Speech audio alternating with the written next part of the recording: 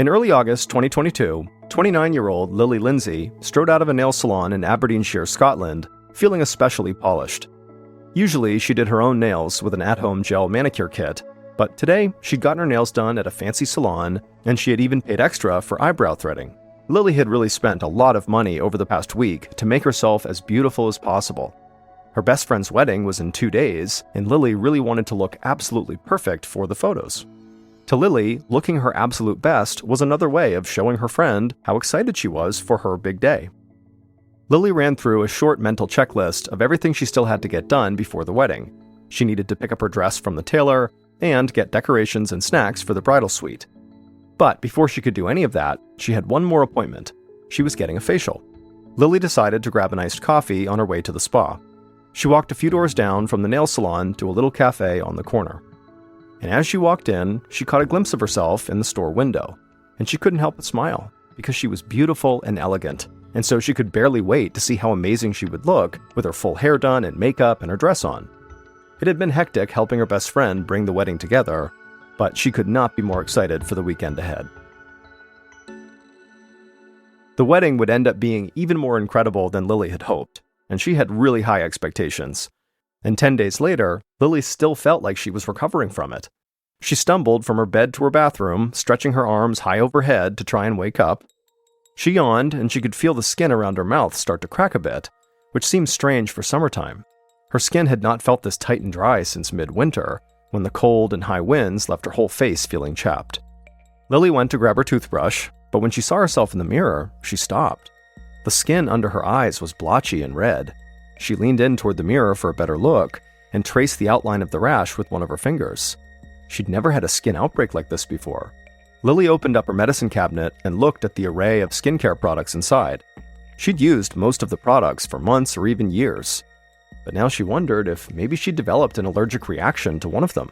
So she decided to skip her skincare routine for a few days to see if maybe that would clear up the irritated skin. But Lily's rash didn't get any better, and after 2 weeks of eliminating different face products to see if that helped, she found herself on an examination table at a doctor's office. At this point, she'd stopped using every face serum she owned, but still had not been able to identify what was making her skin break out. In the last few days, her rash had spread across her face and down her neck. The red splotches itched and would sting if she tried to cover them with makeup, so she had to leave the rashes exposed, which made her sort of embarrassed in public. Lily winced as the doctor gently tapped his finger all along her rash. He was being very gentle, but still it burned every time he touched her, almost like salt touching a wound. The doctor stood up and told her not to worry. He'd seen cases like this a dozen times. It was standard issue dermatitis, which meant a skin irritation, usually caused by an environmental factor like air pollution or exposure to a new allergen. He was confident that an antibiotic would clear her face up in no time.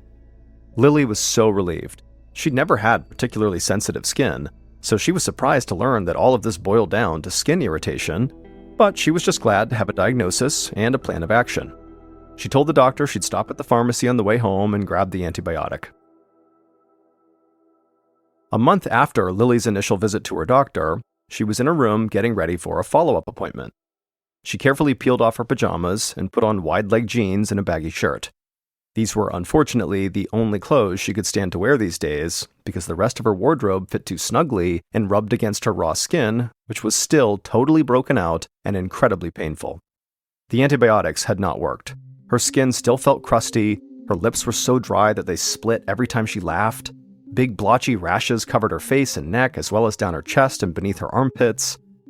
They were so painful that Lily often tried to keep her arms raised slightly whenever she walked around, usually with her hands on her hips to avoid chafing. Showering had also become excruciatingly painful. She'd started skipping it as much as she could, which made her feel totally dirty. As Lily walked out the door this time, she hoped this appointment would finally lead her to some answers. She didn't know how much more skin irritation she could take. 30 minutes later, Lily parked her car at the doctor's office and made her way across the parking lot, keeping the hood of her jacket over her head to obscure her face. She knew it was superficial, but she still felt embarrassed to let people see all her blotchy and flaky skin. As Lily checked in with the receptionist and headed into an exam room, she tried not to make eye contact with anybody in the office. As she changed into a hospital gown, she thought how repulsed people would be if they saw her undressed. When the doctor finally entered the exam room a few minutes later, his eyes widened a bit, and Lily knew he was shocked by her appearance. He quickly recovered and acted totally professional, but Lily couldn't help feeling totally ashamed as he asked her about the rash and inspected it on different areas of her body. After a few minutes, the doctor told her that, in his opinion, this seemed like a flare-up of eczema, which is a term for chronically inflamed skin. It's like an extreme case of dermatitis, which is what he'd originally diagnosed her with. But antibiotics don't work against eczema, which is why she was not improving. But he told her not to panic because a steroid cream would clear it up in no time. A few months later, in January of 2023, Lily sat on her couch as a winter storm raged outside. The steroid cream had also not worked. If anything, it only seemed to make her breakout worse. At this point, her skin, in total, was actually more rash than clear. Lily had spent the last few months going to all sorts of doctors. They were all sympathetic to her problem, but ultimately had been unable to help her. It was unbelievably frustrating. Lily felt trapped in her own skin, like she was in a cage she couldn't escape. In fact, Lily's skin troubles had gotten so bad, it was totally affecting her mental health. Her thoughts were starting to get really dark and pessimistic, so she'd gone to a therapist for help. The therapist had prescribed her a low dose of antidepressants, which were helping with some of Lily's racing thoughts and feelings of hopelessness, but they were obviously not a cure for the entire situation she was in. At this point, even if she felt mentally okay, physically she was in so much pain all the time that she couldn't even leave the sofa.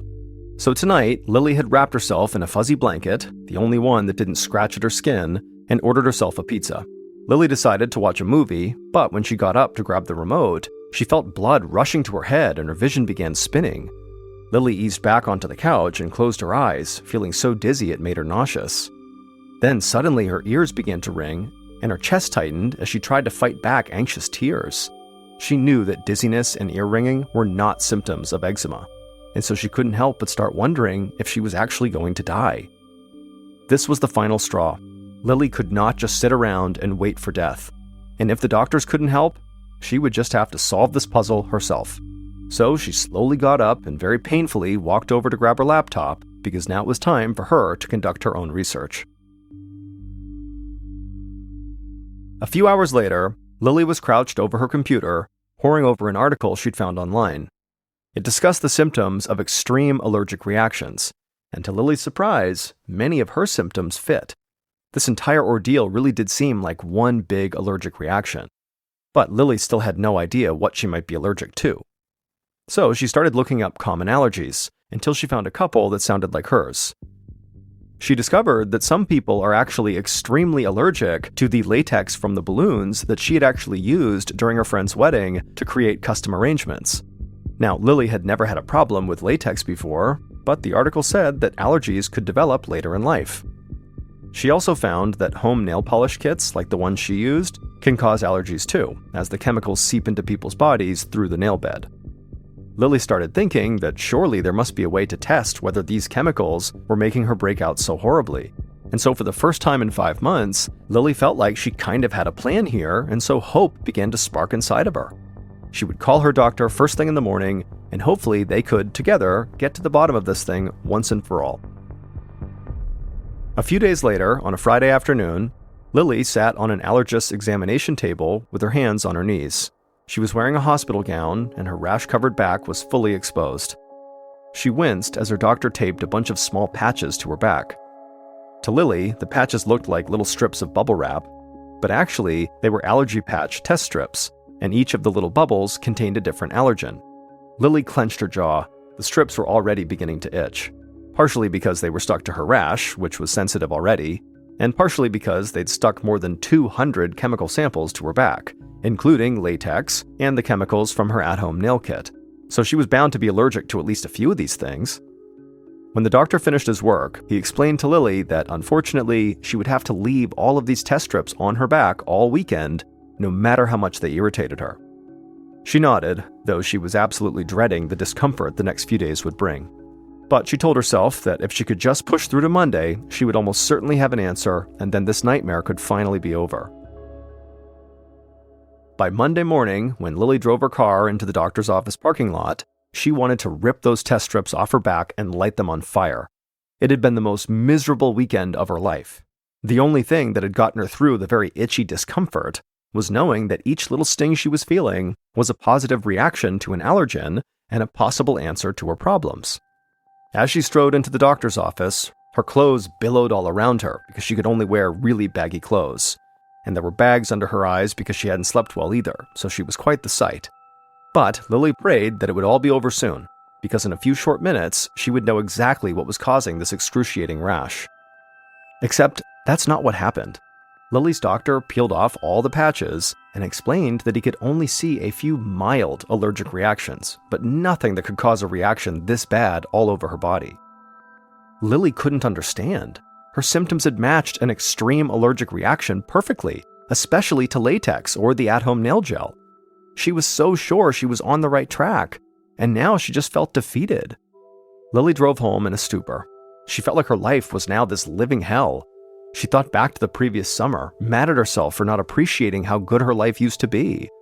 She'd give anything to go back to the day of her best friend's wedding and just look like her old self again. She ran her tongue over the veneers she'd gotten for the wedding.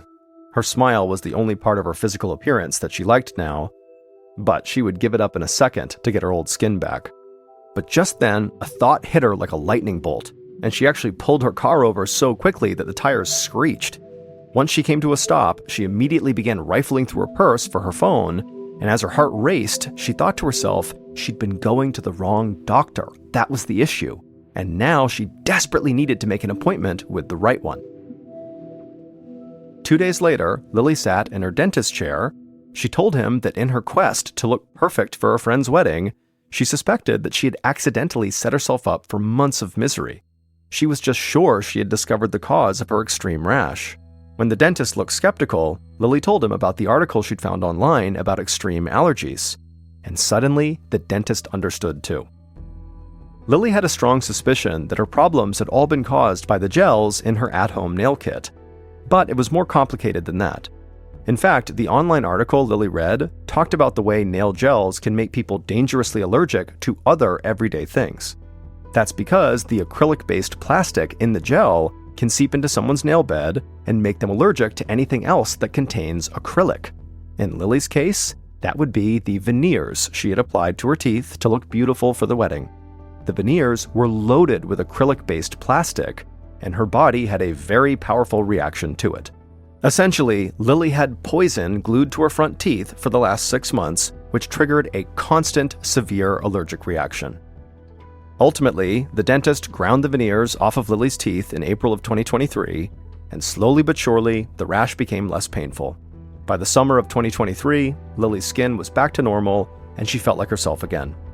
There's really no way to know for sure whether the at-home gel manicure kit had triggered her allergy, but either way, Lily has steered clear of them ever since.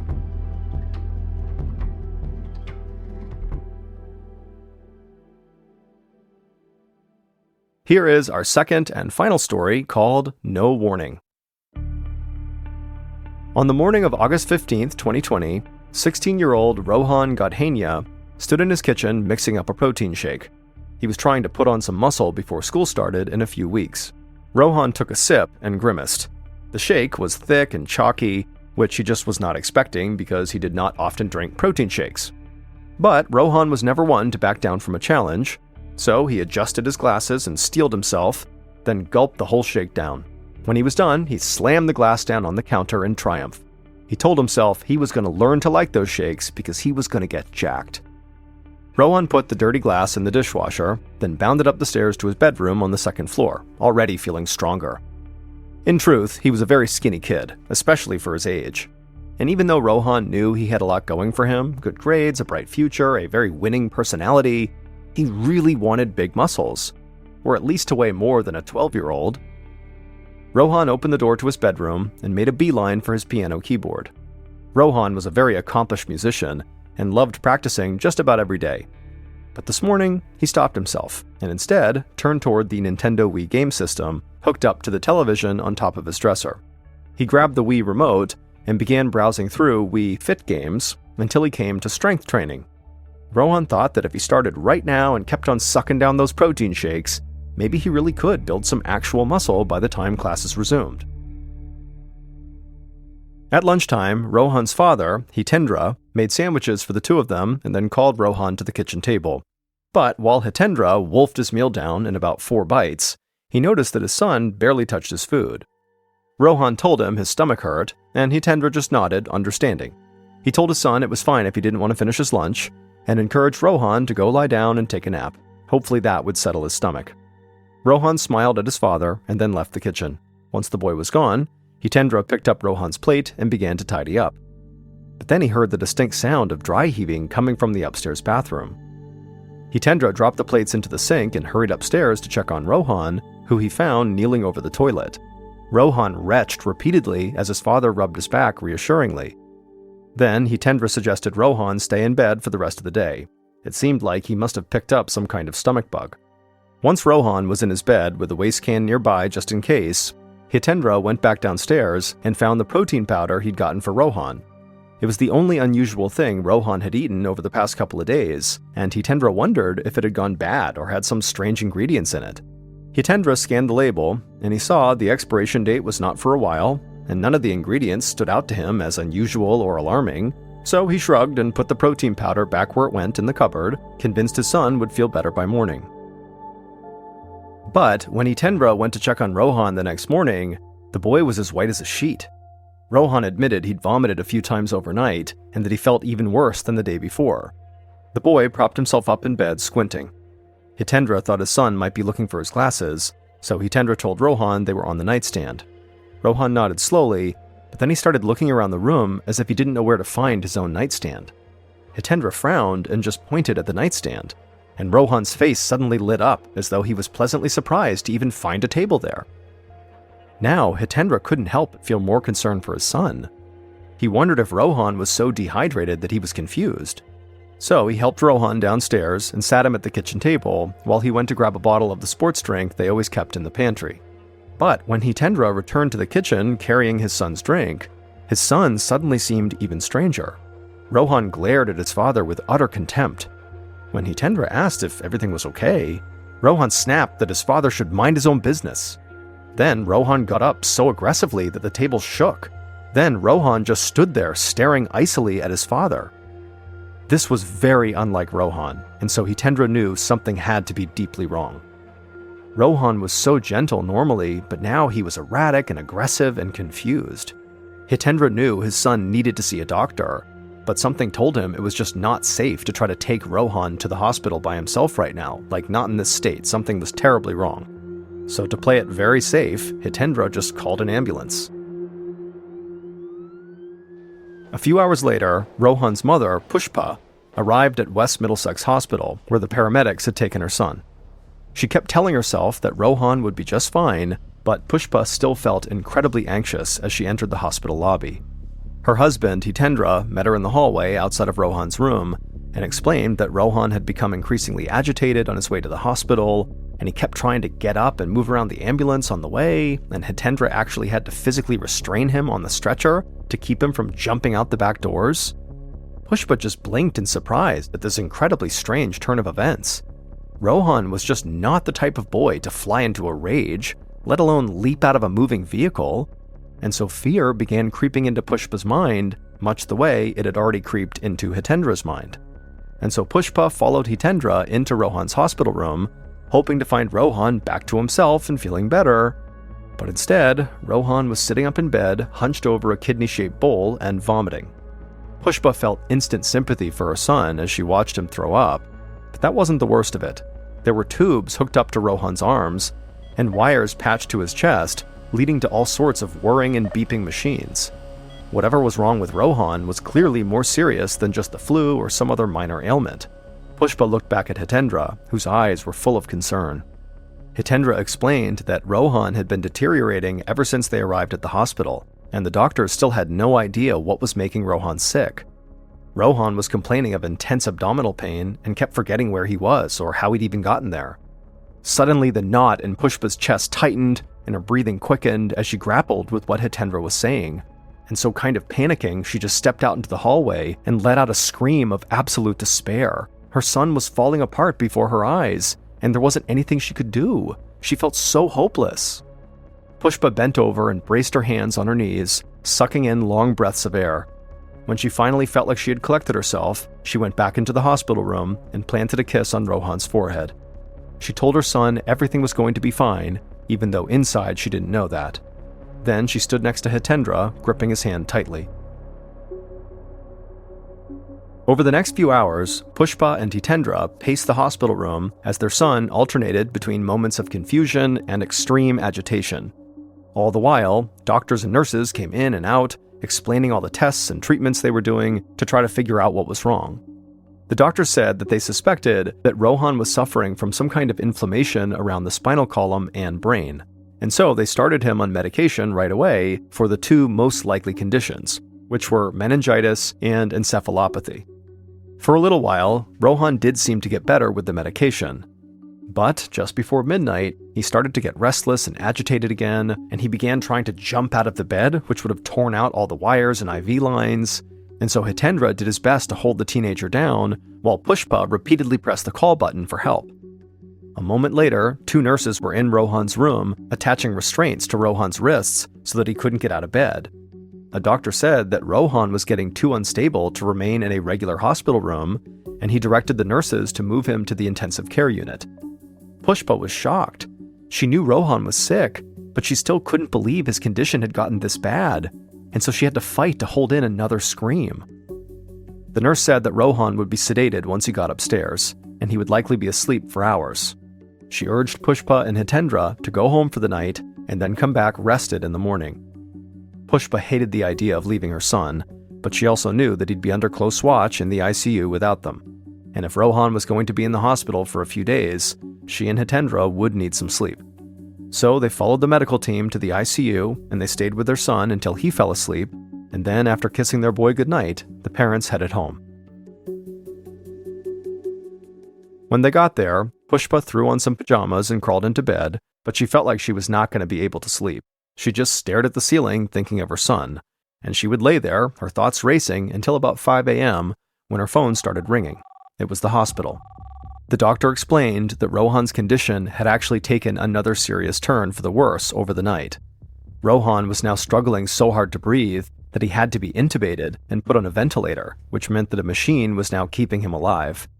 Absolutely shocked and terrified, Pushpa shook Hitendra awake, and then she ran to wake up their 17-year-old daughter, Alicia, and then the three of them threw on their shoes and raced to the hospital. By the time they arrived, Rohan's doctor was there to meet them. The doctor admitted that they were struggling to get Rohan stabilized, but he was not actually in immediate danger. Once he was stable, they planned to do another CT scan so they'd have a better picture of what was going on in his brain. Pushpa felt like she was going to faint, so she sank into one of the chairs that lined the pale blue hallway of the ICU. She was vaguely aware that Hitendra and Alicia had sat down on either side of her, and each had taken one of her hands. After the doctor left, Hitendra squeezed Pushpa's hand and reminded her that while all of this sounded terrifying, Rohan was in good hands here. Pushpa wanted to believe that, but the drumbeat of bad news over and over and over again was making it hard for her to be optimistic. Pushpa sat tensely by Rohan's bed for the entire day, willing her boy to get better. Rohan's doctor came to check in every few hours, assuring them that Rohan would get his CT scan once he was stable enough. And then finally, in the late afternoon, technicians were able to perform that CT scan of Rohan's brain. And then, around 6 p.m., Rohan's doctor slowly walked into his room, staring at the floor. The doctor took a deep breath and looked Pushpa in the eye. He told her that Rohan had severe swelling in his brain, which can be fatal if it's not controlled. The doctor said he had already called the neurosurgery department at nearby Charing Cross Hospital, but the team there had said they could not, in good conscience, operate on Rohan to relieve the pressure. Given the extent of his brain injury and meningitis, they were not confident he would survive the surgery. Pushpa struggled to understand what the doctor was even saying, that essentially her son was too far gone to help. She hadn't even considered this possibility. Her boy was only 16 years old. Despite all her worry over the past few days, she had fully believed her son would eventually get better. He had to. Pushpa told the doctor he had to be wrong, but the look on the man's face said everything. Her boy was beyond helping. The following evening, on August 18th, Pushpa sat on the edge of Rohan's bed, her hand wrapped around his. Rohan lay motionless, still intubated and hooked up to IVs and machines. Hitendra and Rohan's sister, Alicia, sat nervously on the other side of Rohan's bed. Rohan's doctor was leaning over him, essentially checking the teen for signs of life. He stood and slowly turned to Pushpa and her family. He looked truly sad as he said that Rohan showed no brain activity. Then he said he would give them time to say their goodbyes, and he left the room. Pushpa stroked her son's hand, still unable to accept what was happening. Alicia tucked a teddy bear under Rohan's arms. He'd had it since he was a baby, and still slept with it every night in the corner of his bed. The whole family knew he'd want his bear to be with him now. For the rest of the afternoon, the family sat in silence as they struggled to say goodbye to Rohan. And then finally, at 5:03 p.m., Rohan passed away, and Pushpa's heart shattered. But her family did not get much time to grieve, only a few minutes. A doctor entered the room and asked Pushpa and Hitendra to consider donating Rohan's organs. He apologized for how quickly they'd need to make this decision, but organs need to be harvested for transplant as soon after death as possible. The doctor knew it was small consolation, but he said that Rohan's death could very likely save other lives. The doctor then held out some lengthy forms. The idea of filling out paperwork in the same hour that her young son died was repulsive to Pushpa. But she understood, and she knew what decision Rohan would have made. And so she and Hitendra took the forms and agreed to donate Rohan's organs. A few weeks later, Pushpa sat in Rohan's bedroom back at their home outside of London, holding his teddy bear to her chest. It was the only one of his belongings that she'd touched since her son had died. The grief of losing a child was almost more than she could bear, and since his death, something else had really been eating at her. Pushpa still didn't even know what had made Rohan sick, and because they had donated his organs, there hadn't been time to conduct an autopsy, and so she was really struggling to accept that she'd just never learned what had killed him. Pushpa worried that if what had killed Rohan was something genetic or environmental, his sister Alicia might also be at risk. But more than anything, she wanted to know if something could have been done to save Rohan. It just felt like this huge question mark was looming over her family's head, occupying every waking thought. 13 months after Rohan's death, so in September of 2021, Hitendra ignored Pushpa's running commentary on his wild driving as he weaved in and out of traffic. They were on the way home from Alicia's university. They'd just finished moving her into the dorms for the fall semester, which felt even more bittersweet than Hitendra had anticipated. He and Pushpa were empty nesters now, but only because Rohan was gone. Hitendra did not want to go home and cook a dinner for just 2 people. He was about to bring up the possibility of maybe going out to a restaurant when Pushpa's phone rang. It was an unknown number, but for some reason, the hair on the back of Hitendra's neck pricked up, and he told Pushpa to please answer it. And so Pushpa did, and she connected her phone to the car speaker so they could both listen. The man on the other line sounded grim. He explained that he was from the National Health Service blood and transplant team, the people who harvested their son's organs for transplant. Hitendra exchanged a quick, surprised glance with Pushpa as this man went on. The man said they needed Pushpa and Hitendra to come into the office for an urgent meeting. Hitendra was confused, but offered to drive straight to the office. They could be there within the hour. The man said that would be great and thanked them. Hitendra felt more curious than alarmed, so he pushed the gas pedal a bit faster as Pushpa reset the GPS to their new destination. What Pushpa and Hitendra learned at this meeting absolutely shocked them. The National Health Service team member explained that the recipient of Rohan's liver had become gravely ill earlier that year. A biopsy on the liver that had come from Rohan revealed a very dangerous condition with a very complicated name. It's called ornithine transcarbamylase deficiency, or OTCD for short. OTCD is a genetic condition that prevents the body from breaking down ammonia, which can cause the toxic chemical to build up to lethal levels in the bloodstream. The man explained that the recipient of Rohan's liver didn't have OTCD before his transplant surgery, so the illness had to come from the donated liver, Rohan's liver. And so the team member told the parents that their son almost certainly suffered from OTCD. Finally, 13 months after Rohan had passed away, his parents knew what had actually killed him. Pushpa and Hitendra stared at each other in disbelief. They were relieved to get some answers, but they didn't know anything about OTCD and why it would have suddenly killed Rohan like that, and so they asked for more information. The NHS team member explained that some people with OTCD don't even know they have it because the disease is inactive. However, the illness can be triggered by a big dose of protein. And in Rohan's case, he had drank a huge protein shake on the morning he got sick.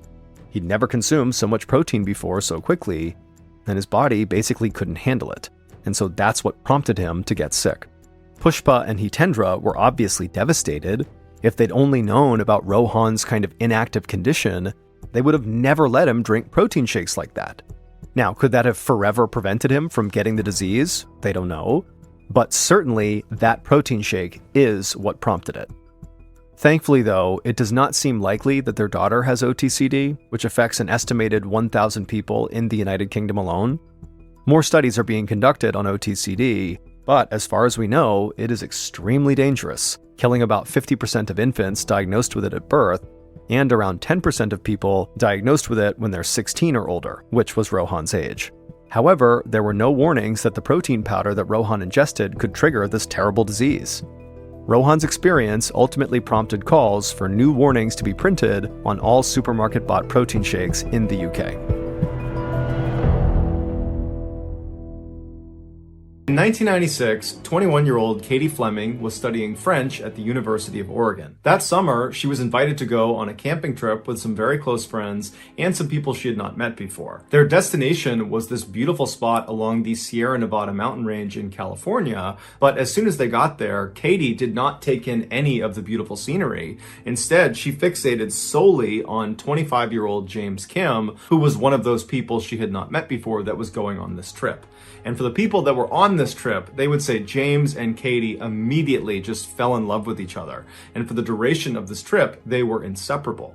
And then when they got back from this trip, James would actually move from Seattle to Oregon to be with Katie. And then after Katie graduated from college, the two got married in Las Vegas and then settled in San Francisco. James, who loved technology and always had, was quickly hired by a tech company to try out new technology and then write a review for the average consumer. Basically, James got paid to play with toys, and so he loved his job. The couple also opened 2 boutique stores in San Francisco. One was an apothecary and the other sold eccentric clothing, and those 2 shops were managed by Katie full-time. By 2006, the Kim family had become very successful financially, and they had grown in size. They had a 4-year-old daughter named Penelope and a 7-month-old daughter named Sabine. Katie and James both adored their kids, but James especially was known for blowing off virtually everything and anyone to be with his daughters. In fact, his friends and family would say you couldn't even have a conversation with James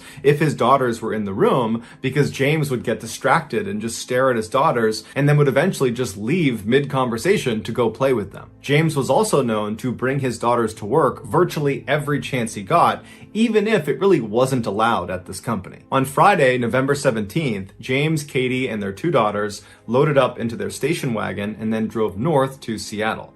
They planned on spending Thanksgiving with James's aunt and uncle who lived in the city. And also, James and Katie were considering leaving San Francisco and moving elsewhere, and Seattle seemed like a natural landing spot for them. So this trip served nicely as a chance to see family and to explore the area. And so late on Friday night, after a very long trip, they finally arrive in Seattle, and for the next couple of days, they have a wonderful time visiting with family and having Thanksgiving dinner. On Friday, November 24th, so a day after Thanksgiving, James, Katie, and their daughters loaded back up into the station wagon early in the morning. They said bye to James's aunt and uncle, and then they hit the road. But instead of just driving straight all the way to San Francisco, which would have taken the entire day and then some, they decided to make a stop in Portland, Oregon, where one of Katie's very close friends from college was going to meet them for lunch. And so after about 3.5, 4 hours, they arrive in Portland, they meet Katie's friend, and they have this nice lunch. And then afterwards, the family retired to a hotel where they crashed for the night.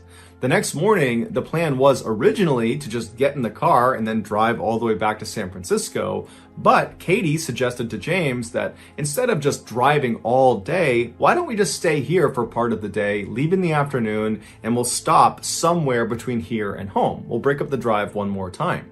James thought it was a great idea. They pulled out the map, and Katie found a nice family-friendly vacation spot that was almost exactly halfway between where they were and home. It was called the 22-Ton Lodge, and it was located on the coast of Oregon in a town called Gold Beach. And so James and Katie think, perfect, perfect. This is exactly what we needed. Katie calls the lodge and she makes reservations for that night. And so that afternoon, after the family spent their nice day in Portland, they hopped in the car and they began traveling south towards the 22-ton lodge. At about 8:30 p.m., the family was still on the road making their way when James got really hungry and said, let's pull over and get a bite to eat. So the family pulls over at a Denny's restaurant in Central Oregon. They go inside, and then after a quick bite to eat, they get back out and they're on the road at 9 p.m. From the Denny's to the lodge was about a 2.5-hour drive.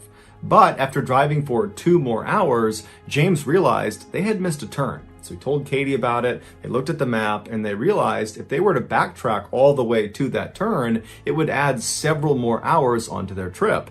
And so they began looking for an alternative path. And they found one. Instead of going all the way west to the coast and then all the way south to this lodge, which was the original plan, they could just go south from where they were all the way until they were parallel with this lodge. And then from there, they could just cut west along this road called Bear Camp Road. It would basically go straight to their destination. But what this map did not do a good job of explaining was just how dangerous Bear Camp Road was. It started at 900 feet of elevation, but very quickly went all the way up to 4,000 feet of elevation before it went over the backside of this mountain down to Gold Beach and where this lodge was. While the road is paved, it's incredibly narrow and it's basically cut into a mountainside, and so there's very steep drop-offs throughout most of this ride, and there are no guardrails protecting people from falling off. The summer is really the only time people should be on Bear Camp Road because that's when the road is maintained. In the winter, the road is not plowed, it's not maintained, and so even a light snowstorm could make the road totally impassable. And the road cuts through a very remote section of Oregon where there's just not many people around. So if you get in trouble out there, you're probably on your own. But the Kims were not aware of the dangers this road possessed, and so after going south for a while,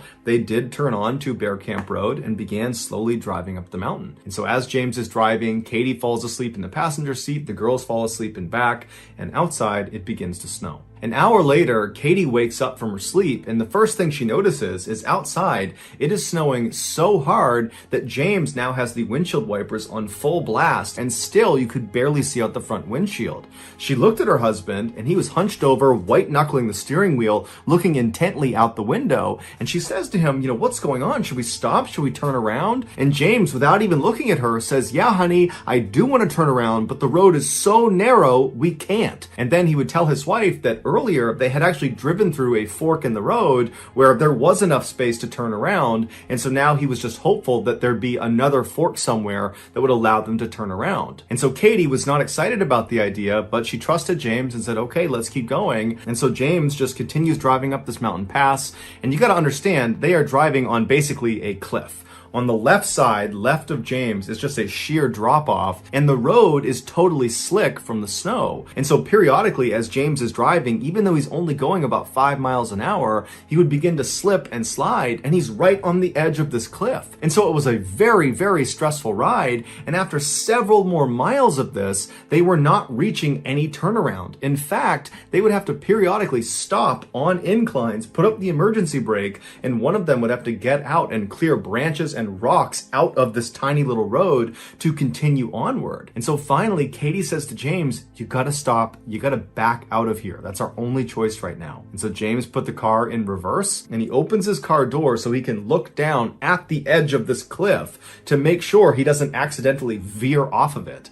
And so very slowly, without even applying the gas, he began going in reverse, making sure he didn't go off the cliff. And for hours and hours they did this. This must have been so stressful. But finally, they make it to this fork in the road that James had seen much earlier, and they're able to make a decision. They had 2 paths they could take. They could turn around completely and drive nose out along the path they came in on all the way to the highway, but that was a very far drive, and they knew that road was treacherous and there was a cliff drop off, and it was really just as dangerous as what they had been on, and they really were not keen to be on that road considering the weather. Or they could turn left and go down the mountain on this path that was way wider than the paths they were on. It was like this huge road, and it looked like it went straight to the bottom of the mountain. And they're thinking, we don't know where this goes. The signage is not clear where this goes, but you gotta figure if you're going lower in elevation, the weather will not be as bad, and maybe if you go down this road, there'll be houses, or there'll be a gas station, or there'll be something. But whatever it is, it's probably better than going that way or that way. And so James turned the car and began driving down this new road. Unfortunately, this was the worst choice they could have made.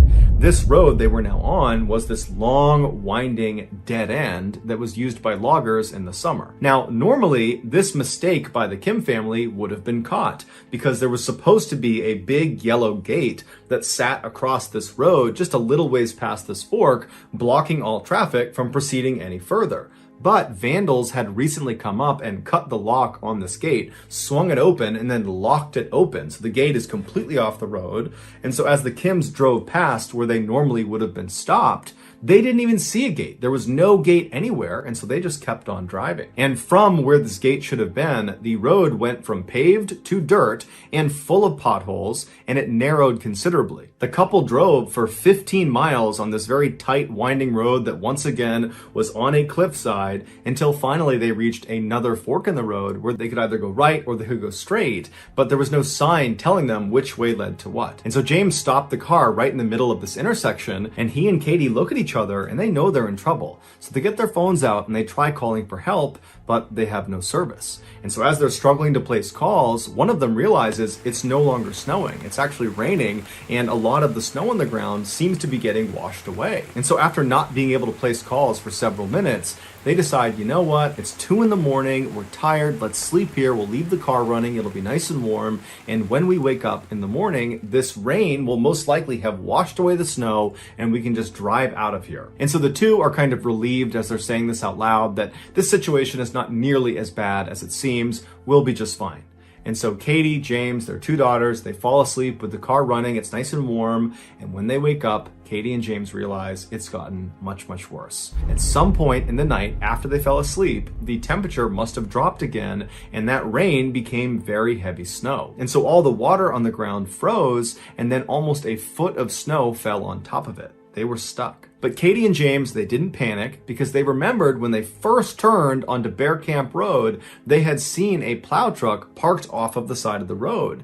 And so to them, that meant if it snowed along Bear Camp Road, it would get plowed. And so that day, the Kims just stayed inside of their car and they ate snacks and they read books and they kept the heater on and they waited to be rescued.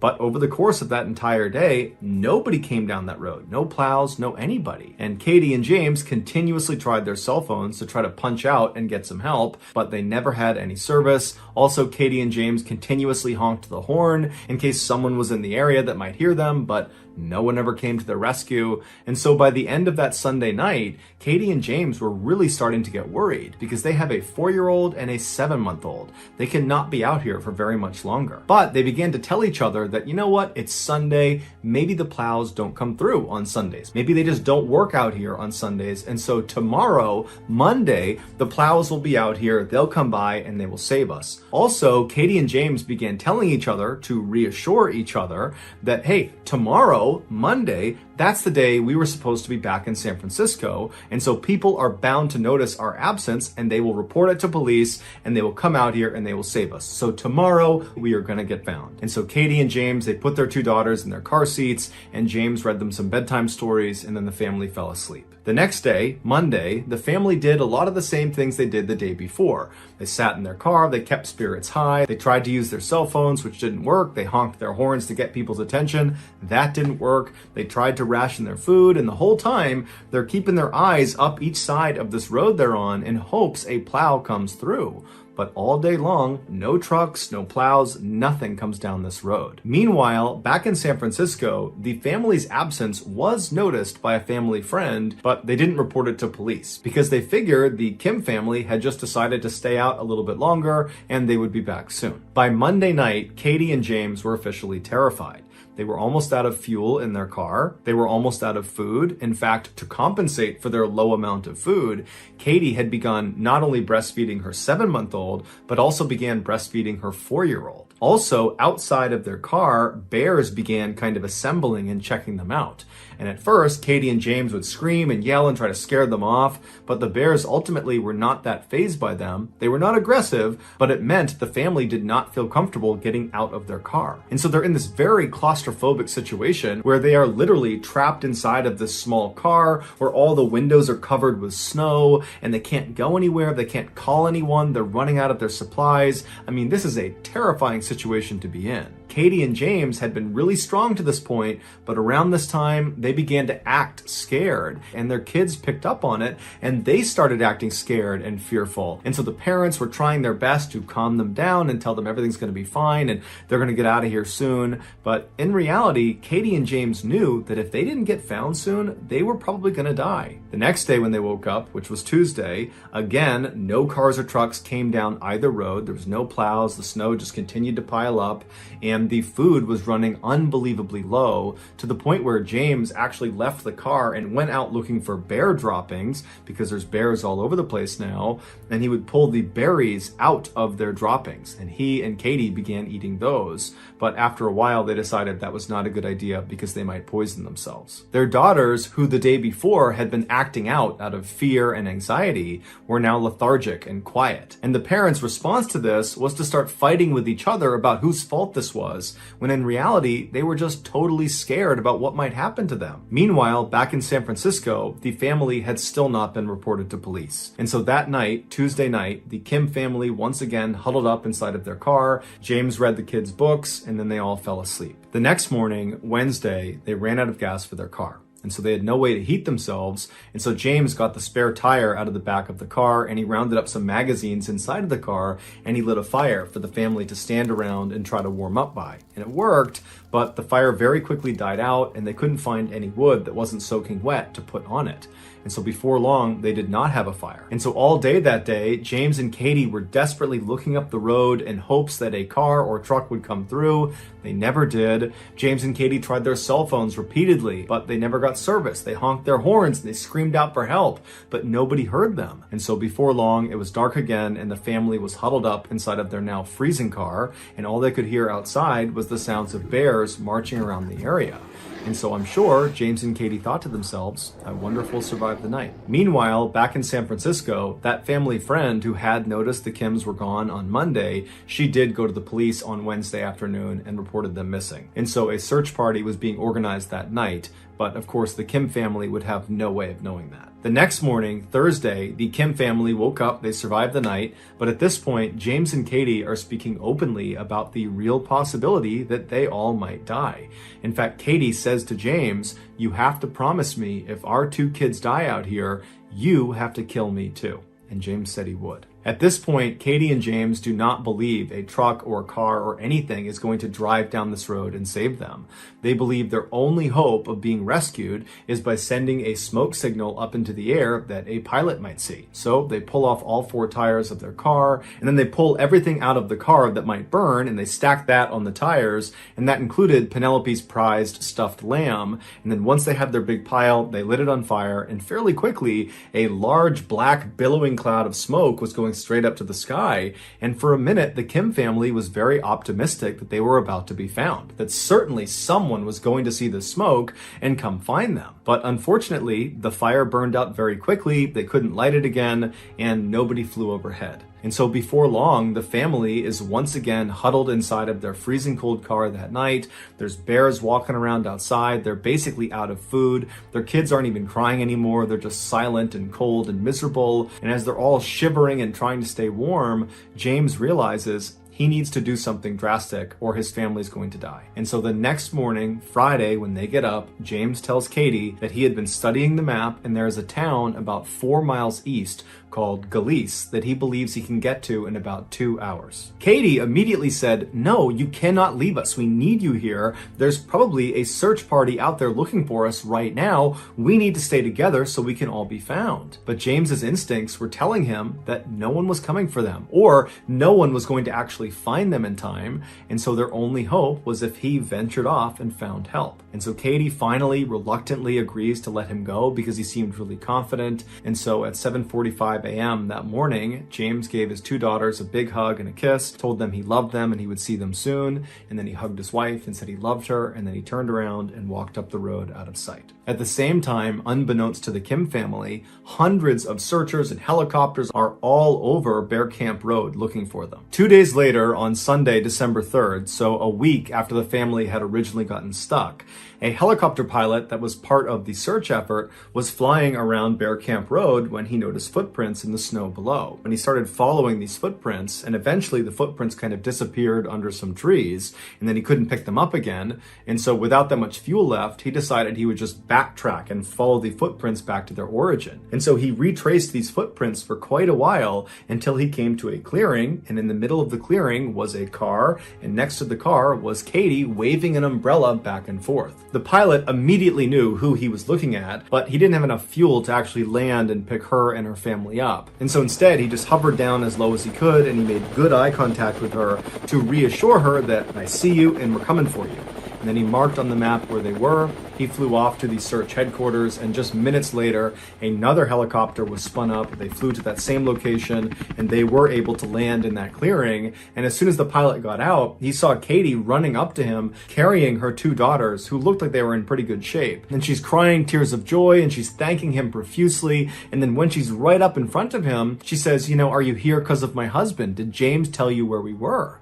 And the pilot looked visibly confused. Katie picked up on it, and she explained how just 2 days earlier, James had left to go to the town of Galice to get help, and he still hadn't come back yet. And so at this point, the pilot understood what was happening, and so he looked down and he said, "No, ma'am, we still have not found James." Katie was devastated, and she cried as she and her daughters were loaded into the helicopter and airlifted out of the forest and brought to a hospital.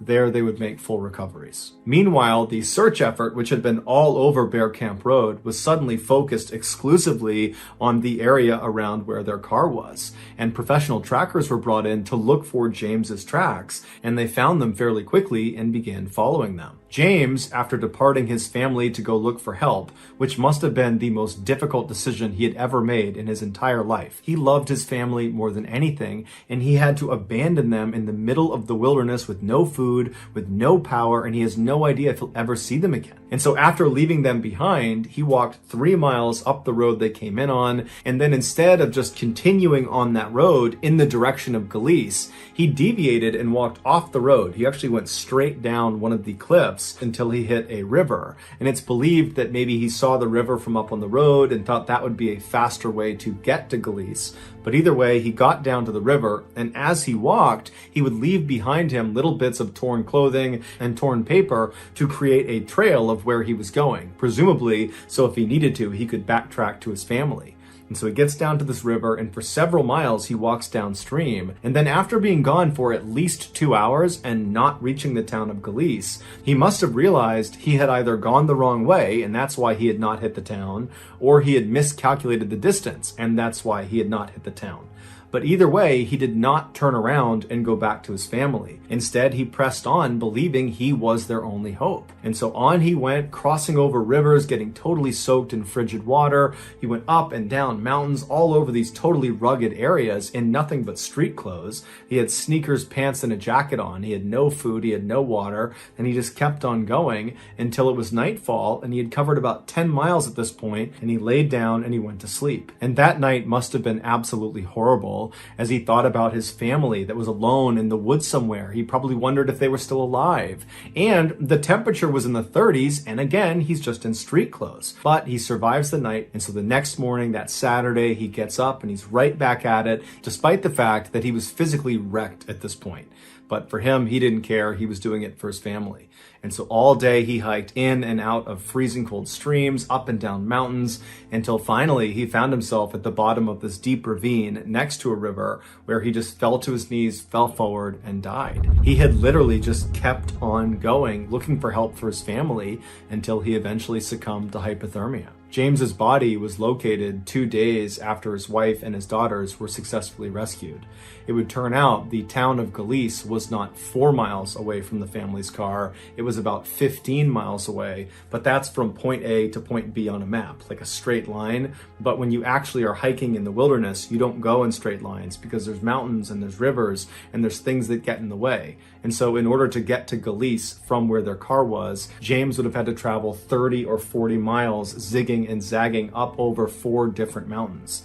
and so this was a suicide mission from the start. James ultimately covered 16 miles through some of the most treacherous terrain in the country, wearing nothing but his street clothes. The professional trackers that followed this 16-mile trail to his body, they called his journey superhuman. The helicopter pilot would later say he never would have found Katie and the girls had he not spotted those footprints first and then traced them all the way back to that clearing. And it would turn out those footprints were made by James after he left his family and walked off to get help. And so even though it cost him his life, James did ultimately save his family. So that's going to do it. For 19-year-old Lisa Stacey, the Christmas of 1984 was the worst she could remember. And that was really saying something, because even though Lisa was still very young, she had been through a lot. Born in the city of Huntsville, Alabama, whose 143,000 residents lived in the northernmost part of the state, best known as the Heart of Dixie, Lisa's father had died when she was just a child, and her brother would commit suicide. And so, after dropping out of high school at the age of 17, the beautiful teenager with the bright smile decided to leave Huntsville, her broken family, and her sad memories behind, and head for the metropolitan glamour and polish of Kansas City, Kansas, 670 miles to the northwest. But 2 years after that great escape, here she was, in the middle of a cold Midwest winter, in the middle of a collapsed marriage that had lasted only 1 year. In many ways, Lisa was worse off now than she'd been back in Alabama. She had no money, she had no job skills, and she had no home. But the one thing Lisa did have that made her happier than anything else in her life was her tiny 4-month-old daughter, Tiffany. Back when Lisa had arrived in Kansas City in 1983 and met her future husband, Carl, at a bar, she hadn't intended to get pregnant, but shortly after being introduced to the handsome 23-year-old sailor, the two of them had fallen in love, and the rest, as Lisa's mother would say, was history. Just 1 month after the young couple got married in August of 1984, little Tiffany Lynn was born on September 4th at a hospital on the Missouri side of Kansas City. But right after that, things started going downhill. By October, Carl was out of the Navy and out of work, and according to Lisa's friends and family, their marriage had turned violent.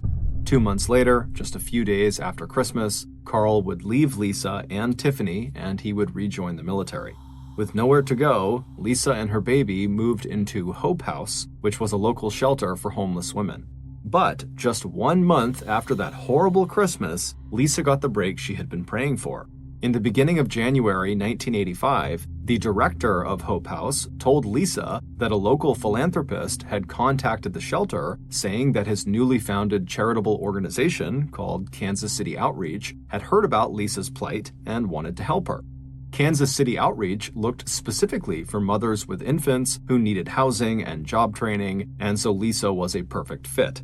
Through their program, Lisa would be given her own furnished apartment and an $800 monthly allowance, along with some babysitting money. Lisa was thrilled. A few days after learning about this program and agreeing to be a part of it, Lisa had packed up all of her belongings and she had driven to her sister-in-law's house, where someone from the program was going to come and pick Lisa and her baby up and take them to their new apartment. As Lisa waited, she felt annoyed that her sister-in-law, Kathy, was not as excited about this opportunity as she was. In fact, Kathy was acting like this whole thing seemed kind of sketchy, that the Kansas City Outreach program was just too good to be true. And as a heavy snowstorm moved into the area that day, Kathy suggested in a hopeful voice that maybe the weather would keep her ride from being able to drive out to pick her up that day, and that maybe Lisa would have another day or two to decide if she really wanted to go through with this. But Lisa shrugged her off, and a little while later, right at the appointed hour, the two women heard a knock on the front door. And when they opened it, to their surprise, the founder of the Kansas City Outreach program was there. He was a smiling, well-dressed, middle-aged man in a long trench coat. And after introducing himself, he walked back to the car and stood there ready to open the car door for Lisa. Lisa carefully wrapped her baby, Tiffany, in her warmest blanket and tucked her into the car seat that was sitting near the front door. Then Lisa said goodbye to her sister-in-law, and then she picked up the car seat and shielded Tiffany from the snow as she walked quickly down the front steps and out to the waiting car. She strapped her infant into the back seat, then Lisa slid into the front passenger seat, where she buckled up and then waved and smiled at Kathy as the car pulled away from the curb. Over the next several weeks, Lisa, who normally spoke with her mother all the time, stopped calling. Concerned, Lisa's mother contacted the Kansas City police, and the police asked her if, besides phone calls, had she had any other interactions with her daughter recently, and Lisa's mother would hesitate, but would say yes, she had. Not long after Lisa's calls had stopped, Lisa's mother had received a typewritten note from Lisa that had her daughter's signature written out at the bottom that claimed Lisa was doing just fine and that she didn't need anything, but there was just something odd about the way the note was written. It just didn't sound like Lisa at all. 8 years later, in 1993, a 48-year-old woman named Beverly Bonner stood looking around the prison library at the Western Missouri Correctional Center in Cameron, a little town of 8,500 residents located in the northwest corner of Missouri.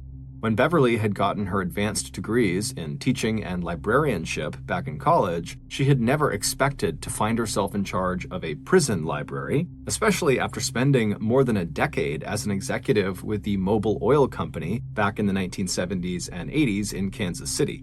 But a lot had changed for Beverly over the last 20 years. She'd had 2 children and had gone through one divorce before marrying her current husband, who happened to be the prison doctor at the Western Missouri Correctional Center. Beverly was grateful that she'd been hired as the prison librarian, but as she looked around at the perfectly organized collection of books on the shelves, she wished that her job was a little more challenging and that her marriage to Dr. William, now in its 6th year, was a little bit more exciting. Except that recently, very recently, Beverly's life had gotten a little bit more interesting. As she heard the metal door into the library open, Beverly felt her pulse quicken. She knew it was her new library assistant, a prison inmate whose exemplary behavior and high level of education had qualified him for this plum assignment inside the library. And when she'd first been introduced to him several weeks ago, it turned out that, amazingly, she'd actually met him before, back in 1970, when he also had worked at Mobil Oil in Kansas City as a systems analyst. Back then, there had been some gossip surrounding the circumstances under which he had been fired from Mobil, but even in the short period of time that she'd spent with him there at the library, it had become clear to Beverly that whatever had happened at Mobil, just like the fraud charges that had landed him here in prison, could not have been his fault. As he walked toward her now, eyes twinkling and that boyish grin on his face, Beverly felt her face flush as his eyes traveled up and down her body. Then, when he reached her, he leaned in close and he told her how very, very good she looked. Beverly's affair with her library assistant had begun almost immediately after he had started working with her, and by the time his prison sentence was over 6 months later, Beverly's lover had promised her an exciting role in the new business he planned to build as soon as he was on the outside. Not only would this new business make both of them rich, but Beverly believed this would finally be a career that challenged her, and it came with lots of international travel, so Beverly was really excited. And so in 1994, a few months after her lover's release, Beverly divorced her second husband, Dr. William, and got a property settlement from him for $18,000. Then she sent her kids off to live with Dr. Bonner, and then she left Missouri and headed off to Olathe, Kansas, to join her prison lover and start this new and exotic life with him. But when Beverly's oldest child died a little over 1 year later, in December of 1995, Beverly didn't show up for his funeral. In fact, it had been more than 12 months since anyone had seen Beverly in person. The only communication anyone in her family had had with her since she left for Olathe, Kansas, were a few typewritten letters she had sent that had her signature at the bottom. But no matter how many times the family read these letters to reassure themselves that everything was okay with Beverly, they couldn't help but think that the language she had chosen to use in these letters sounded totally weird. It just did not sound like her. 6 years later, on a cold night in late January 2000, 28-year-old Suzette Troughton was sitting inside her apartment in Monroe, Michigan, a town of 22,000 people located in the southeast corner of the Great Lakes state. She was doing what she did almost every night, talking on the phone with her mom, Carolyn, who also lived in Monroe. While they talked, Suzette petted Pika and Harry, the 2 tiny Pekingese dogs that were her constant companions. Outside her apartment window were the familiar streets of her hometown, the place where she had been born and where her parents had gone through a nasty divorce and where she had dropped out of high school in her junior year. But despite all that, Suzette actually liked living in Monroe. And overall, she liked her job as a nurse's aide, where she mostly took care of elderly and terminally ill patients. She was actually so good at her job that she wanted to get her degree in nursing, but money was tight. Just to pay for the few nursing prep courses she was taking right now, she had had to pick up a part-time waitressing job at Bob's Big Boy restaurant. So, when Suzette had found this amazing job offer online 5 months ago in the fall of 1999, she could hardly believe her luck. A well-to-do businessman in Kansas City was looking for a healthcare worker to come with him and his elderly father on a round-the-world cruise on his yacht. In exchange for taking care of his dad, the man was offering to pay all living expenses plus an annual salary of $65,000, 3 times what Suzette made working her 2 jobs in Monroe. But ever since she had accepted this job offer, her mother and some of Suzette's closest friends had voiced real concerns, saying that the opportunity just seemed way too good to be true. And sure enough, on that cold night in January of 2000, that's what Suzette's mom was talking to her about on the phone. And per usual, Suzette told her mom to stop worrying. Suzette knew her future employer was totally legit. The previous October, she'd contacted him to get more details about the job, and he'd paid for her to fly down to Kansas City for a week just to meet him and discuss the job. He'd sent a limousine to pick her up at the airport, and he'd put her up in a nice motel for 5 days. He also showed her the mansion where he lived, and he showed her a furnished apartment in a section of Kansas City called Overlook Park, where she could live when they weren't off visiting Hawaii, the Far East, and Europe. And once it was time for Suzette to move from Monroe to Kansas City on February 11th, 2000, her employer had said he would be renting a small truck for her to drive so she could bring her 2 dogs and some of her belongings along with her. Because no matter how sweet the offer was, Suzette had stressed that she could never go anywhere without her Pika and Harry. A few minutes later, the phone conversation with her mother wrapped up, and Suzette said goodnight and that she would call again tomorrow. After hanging up the phone, Suzette turned to the computer in her small living room. A minute later, she was logged in to her favorite website, where she spent the majority of her free time. The name of this website was the International Council of Masters, and it was fully and completely devoted to people like Suzette who were deep into the world and alternate lifestyle of BDSM. BDSM is an umbrella term that refers to a spectrum of sexual behaviors and preferences that can be divvied up into the groups of bondage and discipline, domination and submission, and sadism and masochism. Suzette was very close with her mother and always had been, but this aspect of her life was something she kept secret. Suzette had multiple online BDSM relationships, and during the last several years, she had moved from the world of BDSM sex online to BDSM sex in person. And in a strange twist of fate, it was actually through BDSM that she had met her future employer, the wealthy Kansas City businessman. This man, whose online username was the Slavemaster, had first reached out to Suzette in one of her BDSM chat rooms, and it was there that he actually offered her the $65,000 a year sail around the world on a yacht dream job. And so Suzette had obviously been very interested and asked him for more information, and in response, he had paid for her to come to Kansas to learn more. During those 5 days, Suzette spent a little time learning about the dream job and a lot of time being the Slavemaster's slave. She had even signed his so-called slave contract, which said he had full control over her and could punish her however and whenever he wanted. For 5 days, the Slavemaster filmed himself having his way with Suzette. And when Suzette had come back to Monroe, she would spend hours re-watching those videos, fantasizing about doing it all over again when she headed off to begin working for him. Finally, February 11th rolled around, and it was time for Suzette to leave Monroe and head off to Kansas City. Suzette kissed her mom and other family members goodbye. She tucked Pika and Harry into their deluxe travel cases, and then she climbed into the truck that the Slavemaster had rented for her, and then she began the 750-mile drive west to Kansas City. A few weeks later, on March 1st, from her motel room in Kansas City, Suzette sent a message on her computer to a fellow BDSM enthusiast to say that she and the Slavemaster were finally leaving for their around-the-world yacht trip with her master's elderly father, and that she was really excited and that this experience was going to be a lot of fun.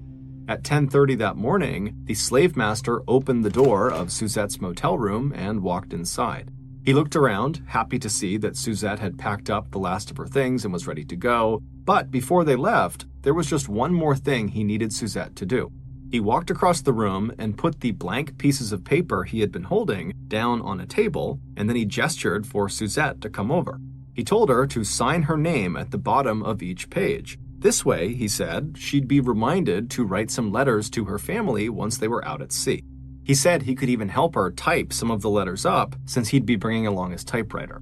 Suzette, who was a terrible speller and who preferred messaging on the computer over letter writing, thought this was a good idea. And after she'd signed her name to each page, she turned her attention to making sure that her dogs had finished their food and that they were snuggled down inside of their carrying case.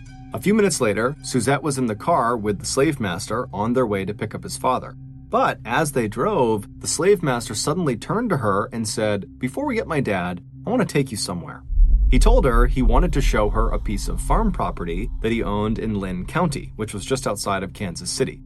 Suzette grinned and said, "Okay," thinking her master must want one more sexual encounter before they set sail. And sure enough, after they had arrived at the single trailer on a deserted stretch of flat farmland 60 miles south of Olathe, the Slavemaster parked the car, reached into the glove compartment, and pulled out a blindfold and a length of rope. Suzette smiled. She could tell by the expression on his face that he clearly had something very special planned for her. A few hours later, the Slavemaster was back in his car, except this time he was alone, minus Suzette's 2 dogs who were whining in the back seat. The Slavemaster wiped some sweat from his brow, then he fired up the car engine, pulled out of the dirt lot onto the road. A few weeks later, Suzette's mother, Carolyn, would receive a typewritten letter in the mail from her daughter. And in this letter, her daughter would tell her how great the cruise was going so far. And at the bottom of the letter was her daughter's signature. But just like Lisa Stacey's family and Beverly Bonner's family, Carolyn and the rest of Suzette's family thought this letter just didn't seem right. It didn't sound like Suzette. But what made Suzette's family especially skeptical of this letter was that one of her dog's names had been badly misspelled. Not just a typo, but a full-blown misspelling. Suzette adored her dogs like they were her children, and she would never have spelled the dog's name that way.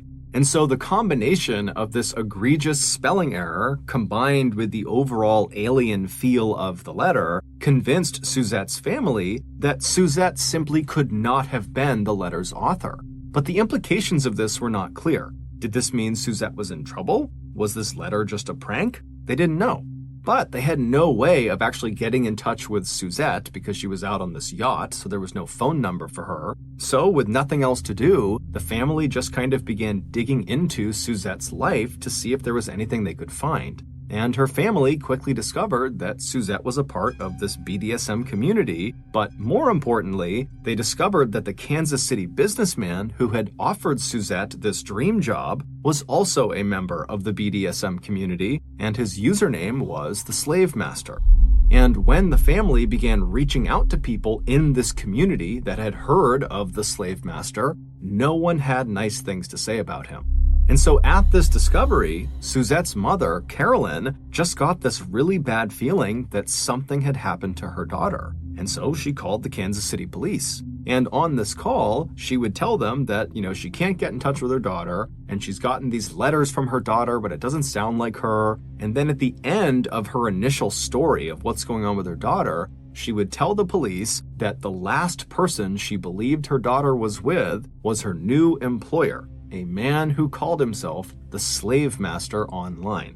Now, at first, the police, as they're listening to Carolyn, they were a little bit dismissive of her story because it sounded like her adult daughter had chosen to go do something and she was sending letters, so she was in touch. So what was the big deal? But when they heard Carolyn mention the Slavemaster part of the story, everything changed. because the police knew exactly who the slave master was.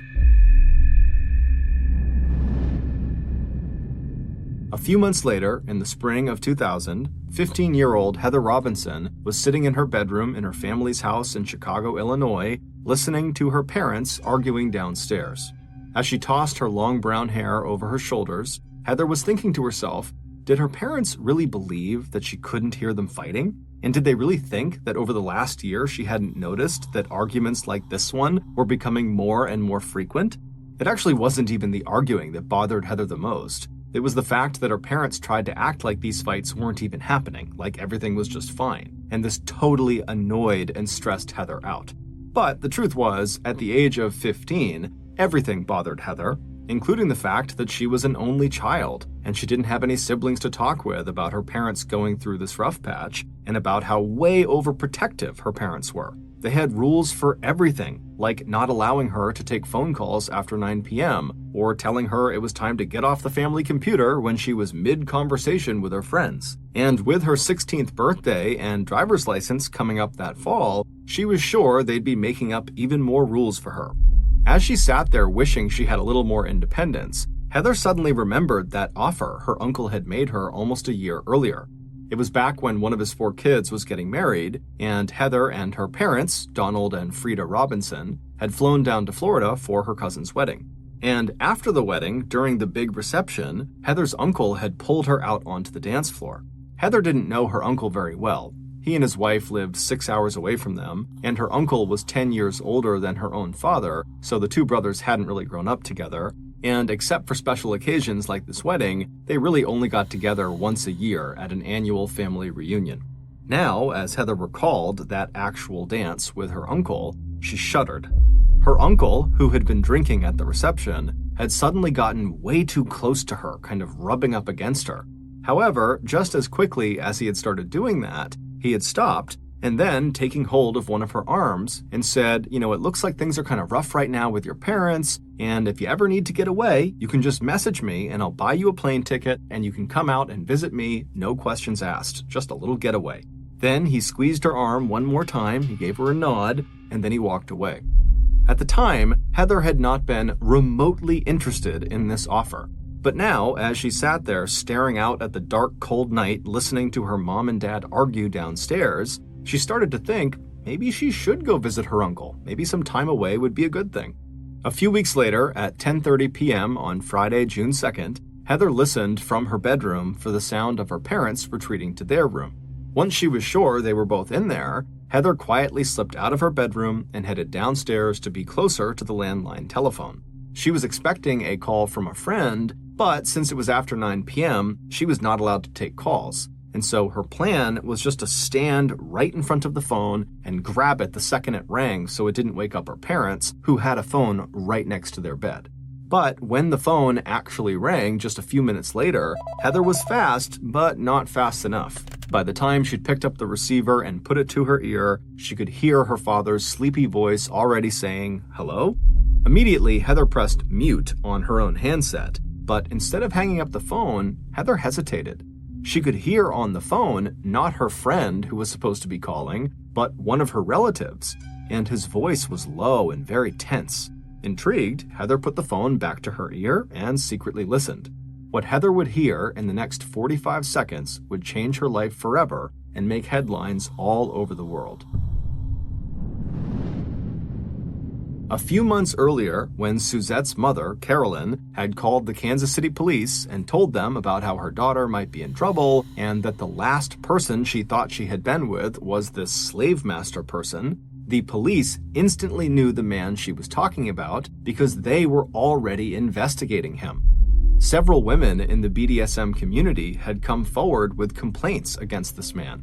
Most of the women had said they had met up with the slave master in person and he had assaulted them or stolen from them. So the police were confident that this slave master guy was a really bad guy. And so when Carolyn said her daughter, Suzette, had been with him last, and now no one could get in touch with Suzette and didn't know where she was, this sent up huge red flags for the police.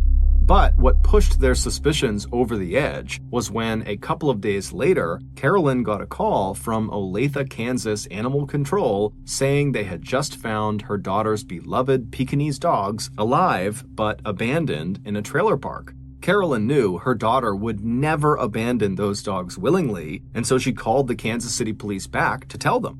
When the police heard about the dogs, not only that Suzette was not with them, which was highly unusual according to her mother, but that the dogs were found in the same trailer park where they knew the Slavemaster lived, they knew this could not be a coincidence. And so, on the morning of Friday, June 2nd, just 12 hours before 15-year-old Heather Robinson overheard that fateful phone conversation, the police in Kansas descended on the trailer park where the Slavemaster lived. Federal, state, and local law enforcement would search not only the Slavemaster's house, but also his 17-acre piece of farmland 60 miles to the south and several storage units he had rented in Raymore, Missouri, 30 miles to the west.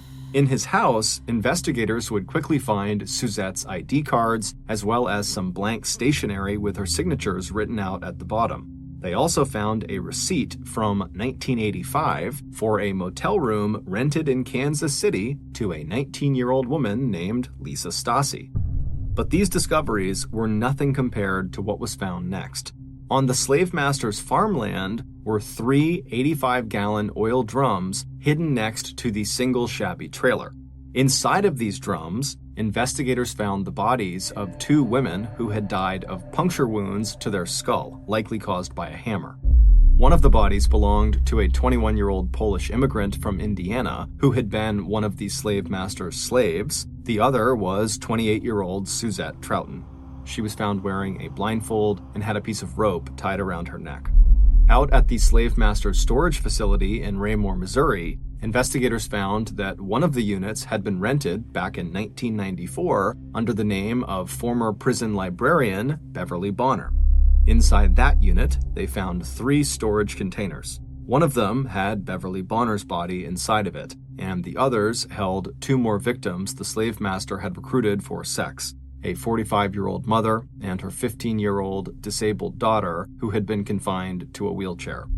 That night, at around 10:30 p.m., just hours before the public would find out the identity of the Slavemaster, 15-year-old Heather Robinson picked up the phone and heard her father give a sleepy hello to whoever had called. Heather quickly muted her handset, but decided to secretly listen to her father's conversation.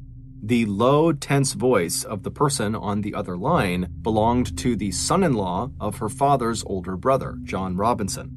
John was the uncle that Heather had danced with just a few months earlier at the wedding, who had been somewhat inappropriate with her and then kind of abruptly offered to fly her out to visit with him anytime she wanted. In a hushed and terrified voice, the son-in-law delivered the news that would start appearing in the newspapers and on the TV the next day. John had just been arrested for murder. Heather was so shocked by what she had just heard that she didn't really hear anything else the son-in-law said. However, before the son-in-law hung up, Heather remembered him saying that John was connected to several women, one of which was a woman named Lisa Stacey. Heather eventually hung up the phone, and then she took a deep breath, and she walked up the stairs and then walked down the hallway to her parents' bedroom, and when she pushed open the door, she saw her normally stoic father sobbing into his hands. Next to him, her mother was staring straight ahead with a shocked and frozen look on her ashen face. Heather had 2 questions. Is it really true that Uncle John killed someone?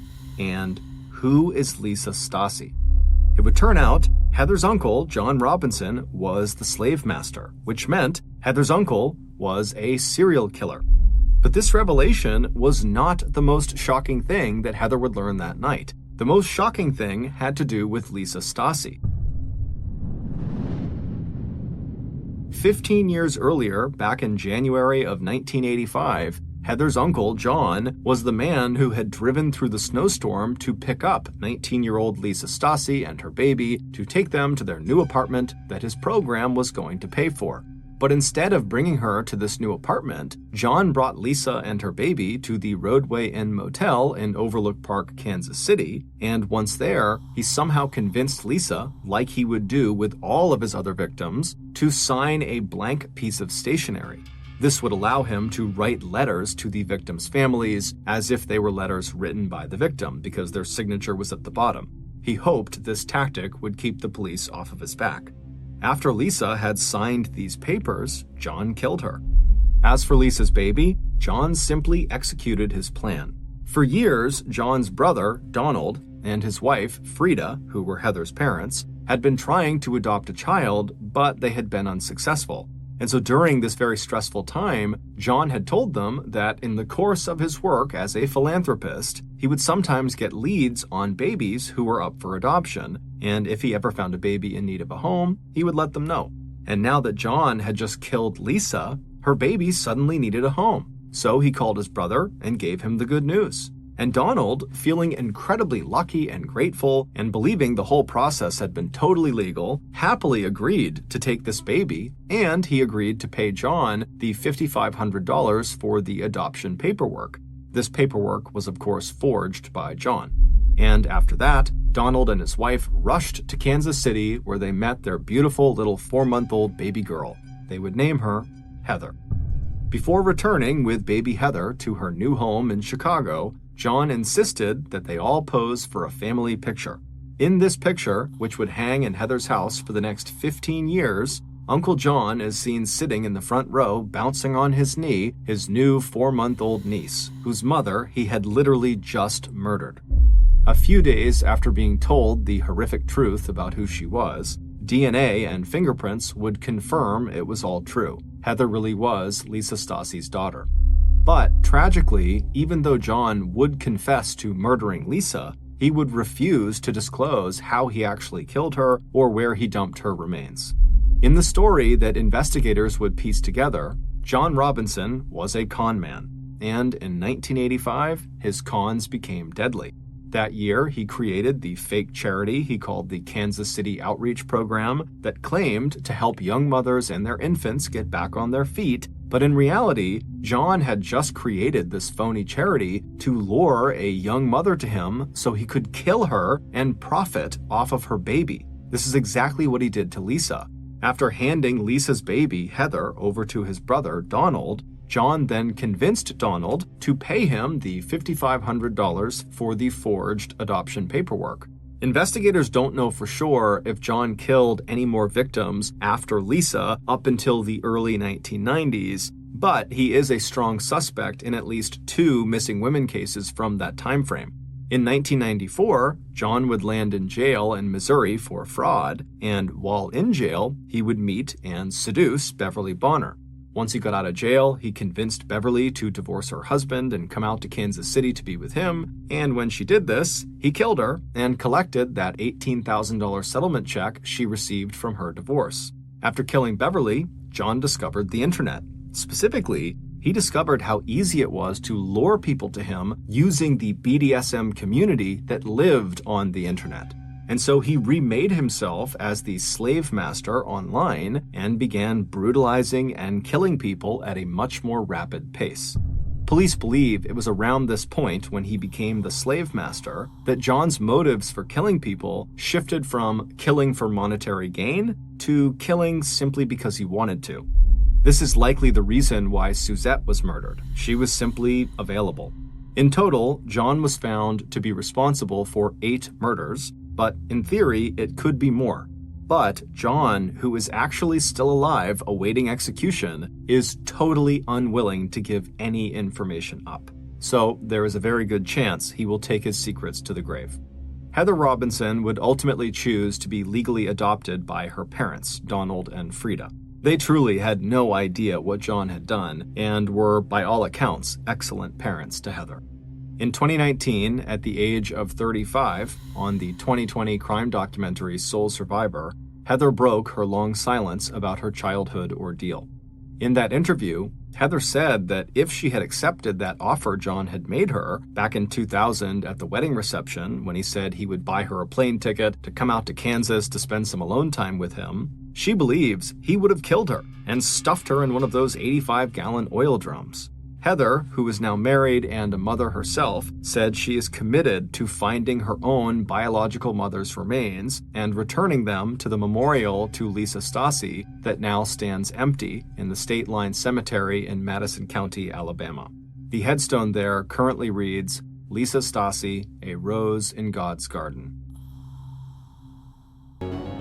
The crime that would eventually put Timothy Evans on death row was horrific. But when you take a look at Timothy Evans's past, it's not really a shocker that his life played out the way that it did. Before Timothy was even born in 1924 in the southern end of Wales, his father had abandoned him and his siblings and his mother. And because Timothy's mother made almost no money, when Timothy was born, he was effectively born into poverty. As a young child, Timothy really struggled to learn how to speak properly, and then in school, he just really struggled to keep up with his peers. To make matters worse, when Timothy was 8 years old, he contracted tuberculosis of the skin on the underside of his right foot. This condition is not necessarily fatal, but it causes these large, painful blisters that take a really long time to go away, even with treatment.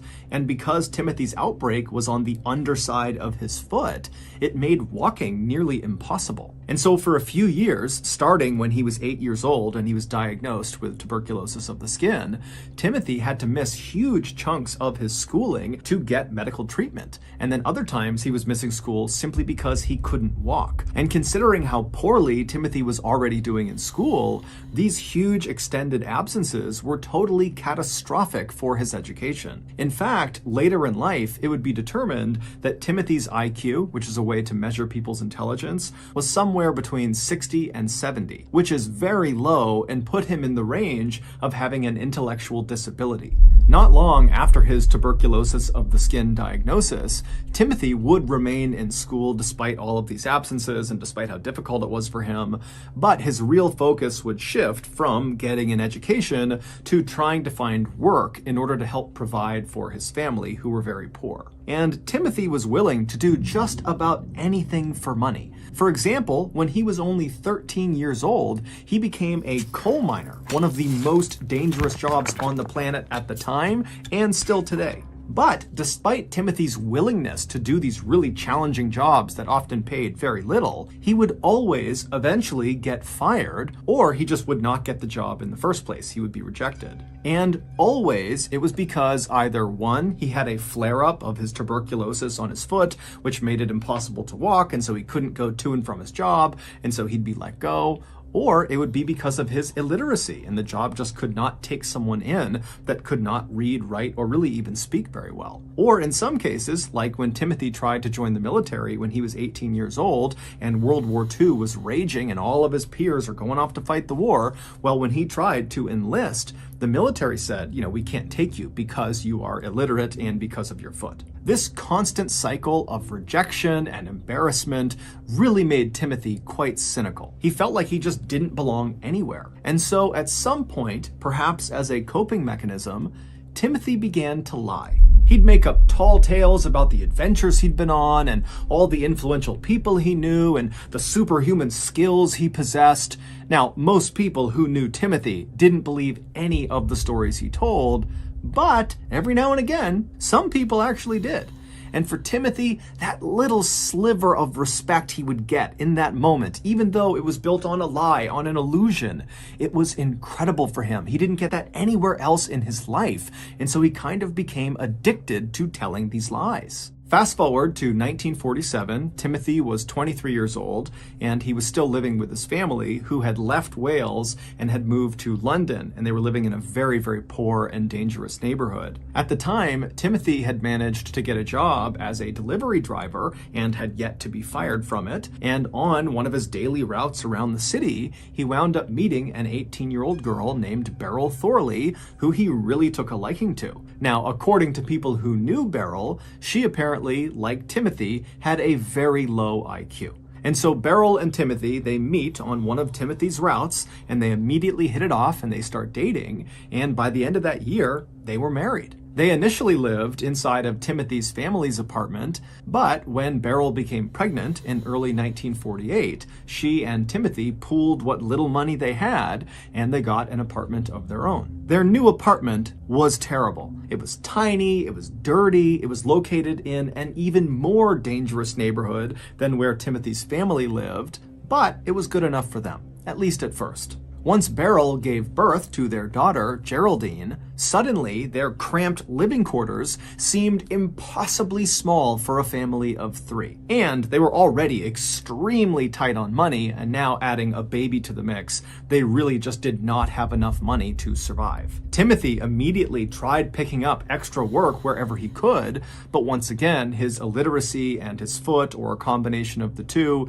held him back. And so it wasn't long before the couple was forced to start taking out these awful high-interest loans that they knew they would never be able to pay back. So they are permanently saddled with debt. They know it. And these loans are only enough to barely get by. This is not enough to move out. This is only enough to stay in their squalid and awful conditions. And so as their debt piled up, in conjunction with all the stresses of being new parents and living in this really cramped space, it wasn't long before Beryl and Timothy's marriage just totally started to erode. It started with daily arguing over one of their many hardships, but it quickly escalated to full-blown physical confrontation that often was so loud that passerby outside in the very busy street would hear, coming from the 3rd floor, Timothy and Beryl screaming and yelling and punching each other, to the point where people outside literally stopped and just looked up, wondering what was going on up there. As Timothy's world seemed to just kind of crumble all around him,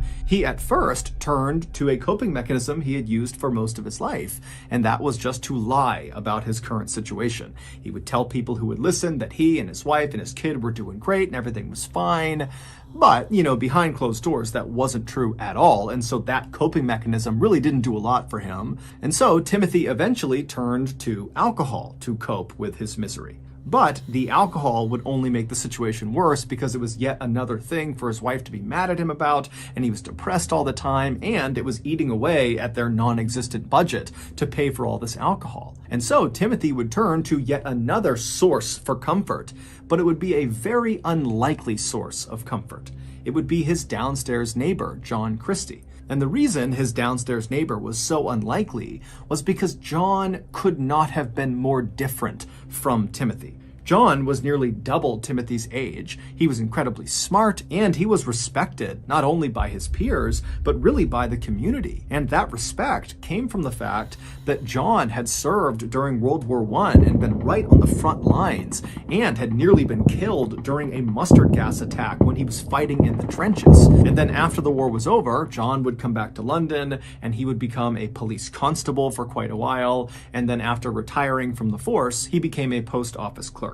But despite John and Timothy's vast differences, there was one thing they had in common: marital problems. John and his wife Ethel had gotten married back in 1920, so 4 years before Timothy had even been born. But at some point early on in their marriage, the couple had split up. They didn't get divorced, but they separated, and they lived totally apart for a while. But in 1934, the couple would finally reconcile, and that's when they moved into the ground floor apartment of the apartment building that Timothy and Beryl would move into years later. So, years later, when John is sitting in his apartment and he can hear coming from the 3rd floor, like everybody else in the general vicinity, the sound of Timothy and Beryl fighting like crazy up in their apartment, John decided, with his experience with reconciling with his wife, that he ought to reach out to that young man, Timothy, and offer him some advice, or at the very least, be a friendly sounding board. And so John would eventually strike up a conversation with Timothy one day when they were passing harassing each other,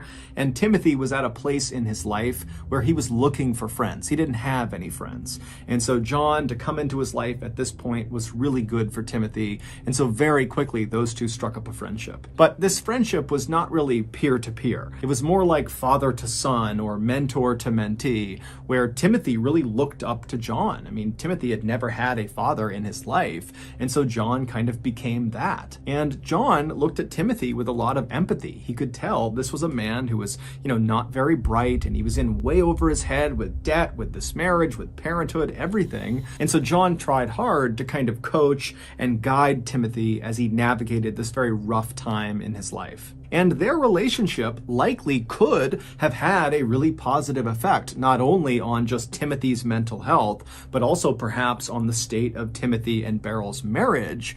But it was not long after John met Timothy that Timothy found out Beryl was pregnant with a second child. This was terrible news for Timothy. He knew they absolutely could not afford another child. As it was, they couldn't afford the current child they had. They couldn't afford anything. And in the United Kingdom, abortions were illegal, so there was no way to terminate this pregnancy. And so, totally desperate and terrified, Timothy turned to John for guidance. And John would later recall on the witness stand during Timothy's trial that, John did his best to try to console and comfort and tell Timothy that everything was going to be okay. You'll get another job. You'll take out another loan. It'll all work out. But, as John would say on the witness stand, his words didn't have any effect on Timothy. Timothy, by the time he came to John, was totally inconsolable, he was desperate, and he was unhinged. And so John started to suspect that Timothy might do something really drastic to make his troubles go away. And John would be correct.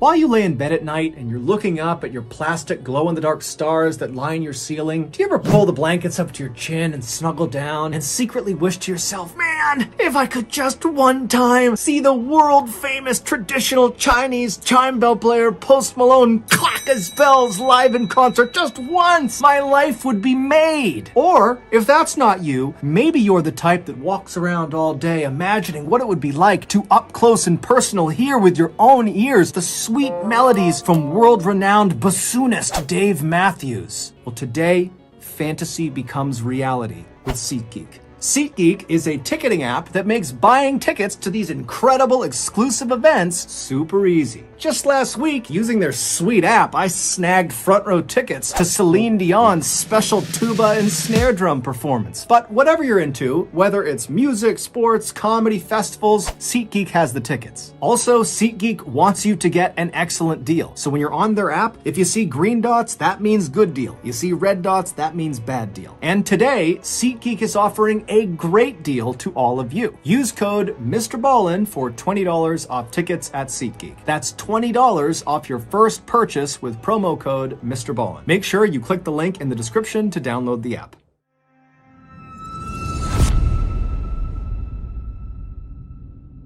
A few weeks later, on November 30th, 1949, a very disheveled-looking Timothy wandered into a local police station in Wales, not far from where he had grown up, and he would confess to the police that he had killed his wife. He would tell the police that he had given Beryl a poison that was apparently designed to abort her fetus, but this poison was too strong and it had killed Beryl. And then after she was dead, Timothy said he panicked, and so he took her body and he dumped her down the sewer that was outside of their apartment building. And then he arranged for his daughter, Geraldine, to go stay with some people in London while Timothy fled to Wales. But after getting to Wales, Timothy said his guilty conscience was just too much, and so he turned himself in. The police immediately arrested Timothy and they brought him back to London. And then once he was in a cell in London, London detectives went out to Timothy's apartment building and they went to the manhole cover that led down into the sewer that was right outside of the apartment building,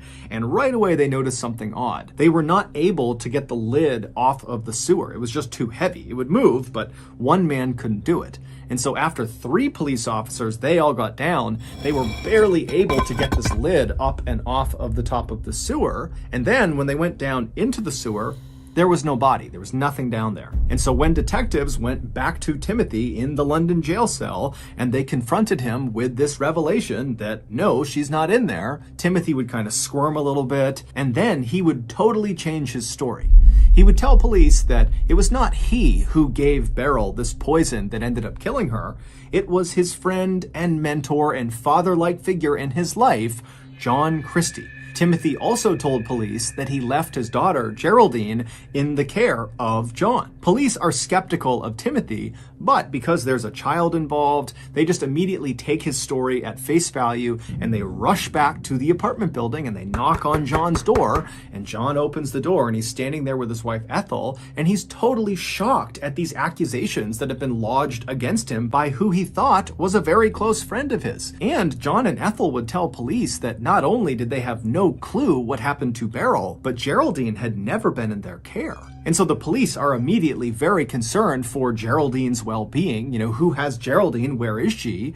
But while they were there, they just did a thorough search of John and Ethel's property to make sure they weren't lying. And then after searching their property, there was nothing inside.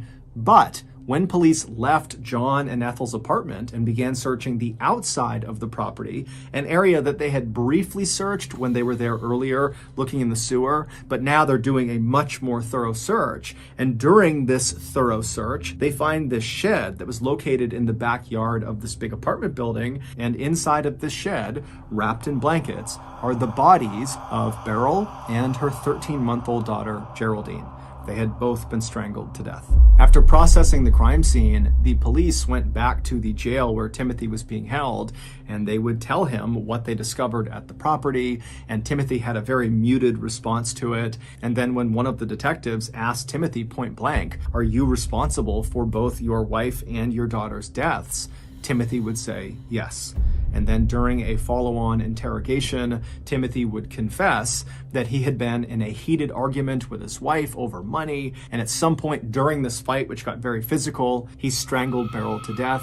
And then 2 days later, he strangled his daughter to death. And then after dumping their bodies in that shed outside, he fled to Wales. Timothy would actually recant that final confession, but it really didn't matter because when he went to trial a little over a month later, the jury just did not believe that Timothy did not do it.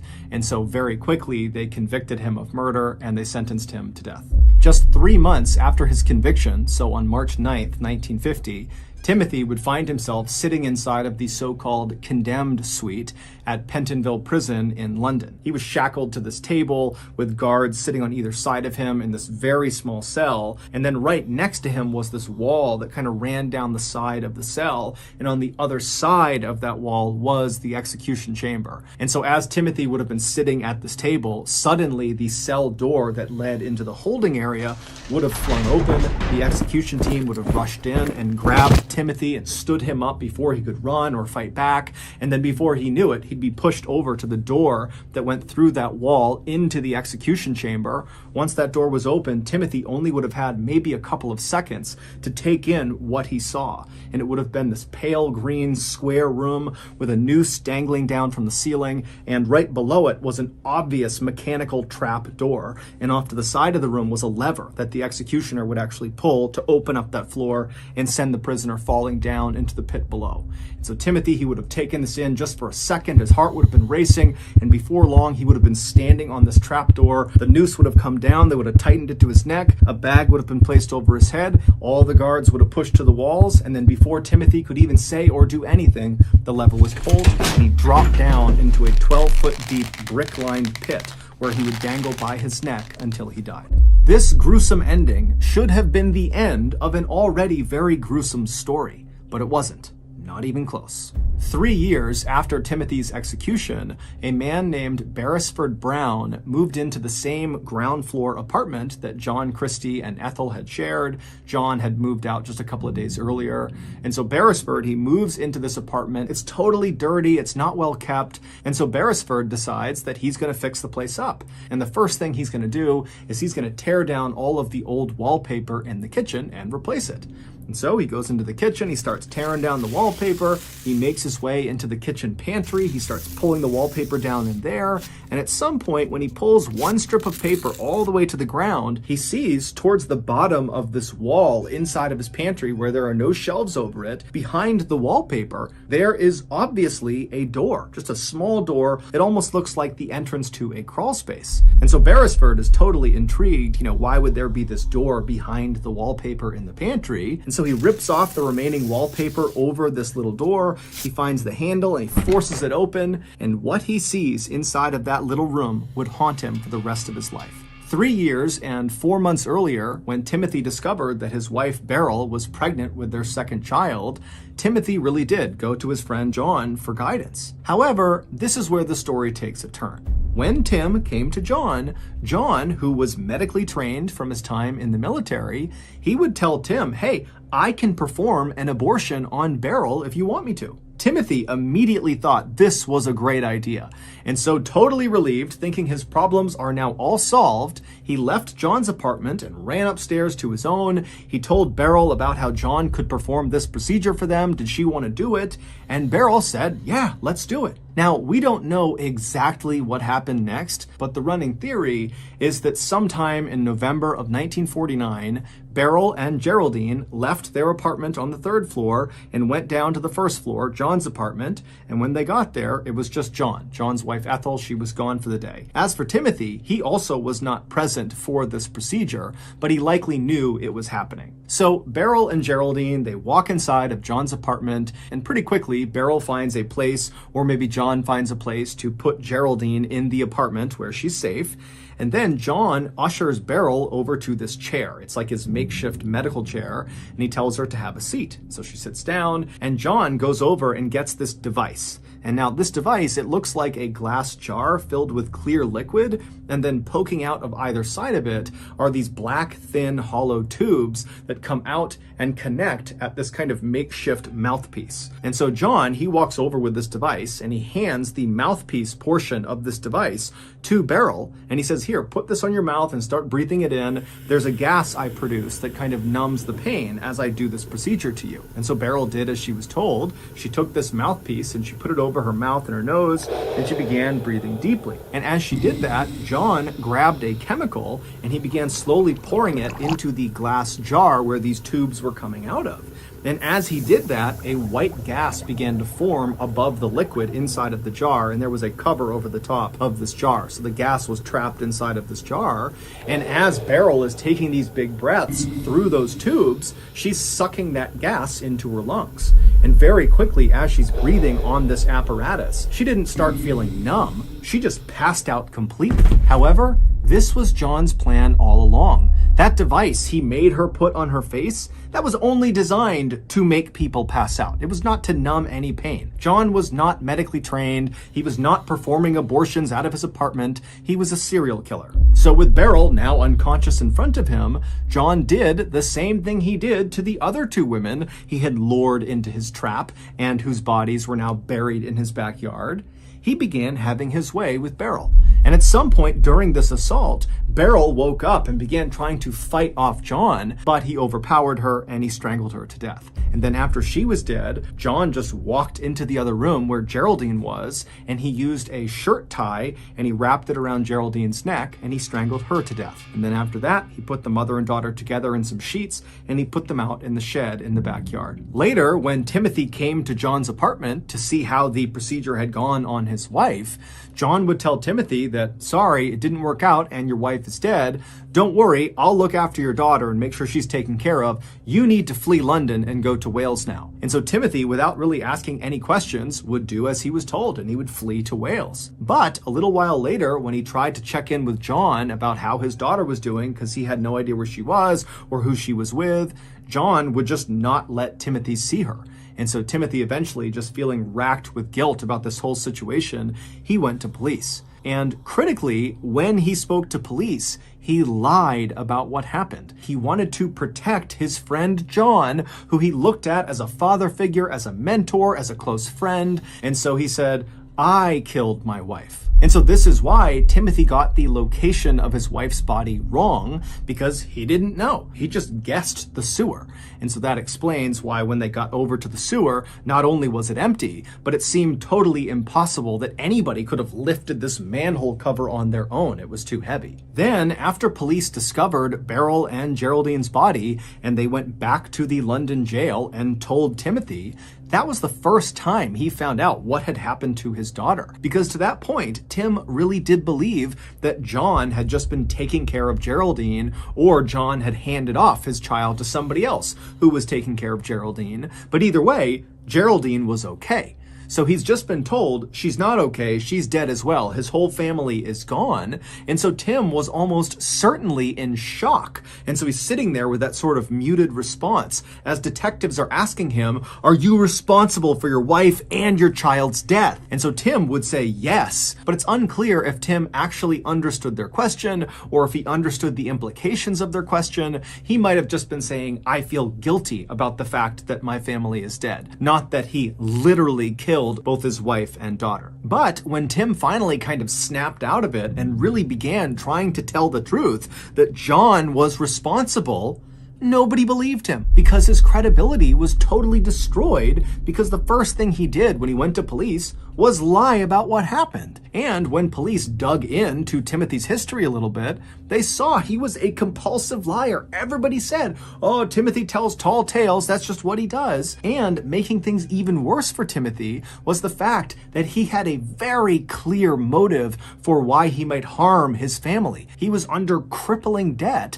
and his relationship with his wife was incredibly toxic and often became physical, and there were lots of witnesses to that. During Timothy's trial, despite the fact that Timothy and his lawyers tried everything they could to point the finger at John Christie, saying, no, he's the guy responsible, because John was constantly on the witness stand and had this impeccable resume as this war hero and this police constable, and he was well respected and he was well spoken and he was smart, the jury completely believed him. He was the epitome of credible, whereas Timothy was the opposite. And so it was largely John, the real killer's testimony that actually put Timothy, the innocent man, on death row. Also, the police totally botched the investigation from the beginning, because the police went into the investigation already completely convinced that Timothy was guilty. This was an open and shut case, and us gathering evidence and doing all this didn't really matter because Timothy was the guy. And so because the police were so focused on Timothy, they were blind to really obvious things all around them. For example, during their several searches of the apartment complex, both inside and out, a dog ran into the backyard and actually dug up one of the skeletons from one of those two women that John had killed years earlier and buried out there. And so a human skull and a human leg bone were visible outside as police are walking around. John was able to grab the skull and chuck it next door into a burned out building, but the leg bone was literally propped up against the side of the backyard in plain view. Nobody caught it. The police are also believed to have coerced Timothy into signing his final confession, where he says, I not only killed my wife, but I also killed my daughter. There's even some speculation that the police literally signed it for him, that they forged the entire document. And so Timothy gets hauled off and executed. Meanwhile, John, the real killer, just keeps on killing. He would murder at least 4 more women, including his wife, Ethel, using the same technique, the gas machine followed by strangulation. And it was during the time that he killed these last 4 victims that we know about that John became increasingly turned on by death itself. And so that was why he stuffed his wife's body right underneath the floorboards in his kitchen, and he stuffed those other 3 women inside of that tiny little room behind that secret door in the pantry, so that all day long as he was in his apartment, it constantly smelled of decomposing flesh. After Beresford Brown opened that secret door in the kitchen pantry and discovered those 3 women's bodies smashed inside of there, he would tell the police, and then 10 days later, on March 31st, 1953, John Christie would be found and arrested. He would confess to killing all 8 victims, but the police only had enough evidence to charge him with 1 murder, and that was the murder of his wife, Ethel. But he was found guilty of that, and it was enough to warrant a death sentence. On July 15th of that year, at about 9 a.m., John Christie found himself sitting in the same condemned suite at Pentonville Prison that Timothy Evans had been sitting in 3.5 years earlier. Then, moments later, the door behind John opened up. The same execution team that killed Timothy Evans came inside. They grabbed John, they hoisted him up, they moved him over to the door that led into the execution chamber. The door flung open and John got his first look at the gallows. They rushed him over to the middle of the room. They pulled the noose down, tied it tight around his neck. They put the bag down over his head. All the guards stepped to the side. And then right as the executioner is about to pull down the lever, John, out of the blue, says, "Wait, my nose itches." To which the executioner just said, "It won't bother you for long." And then he pulled the switch. Due in large part to the massive injustice in this case, where an obviously innocent man was carted off and executed, the UK would suspend the death penalty in 1965, and then in 1969, they would abolish it entirely. Between those two dates, in 1966, Timothy would receive a posthumous pardon for the murder of his family, meaning he is officially an innocent man. So that's going to do it.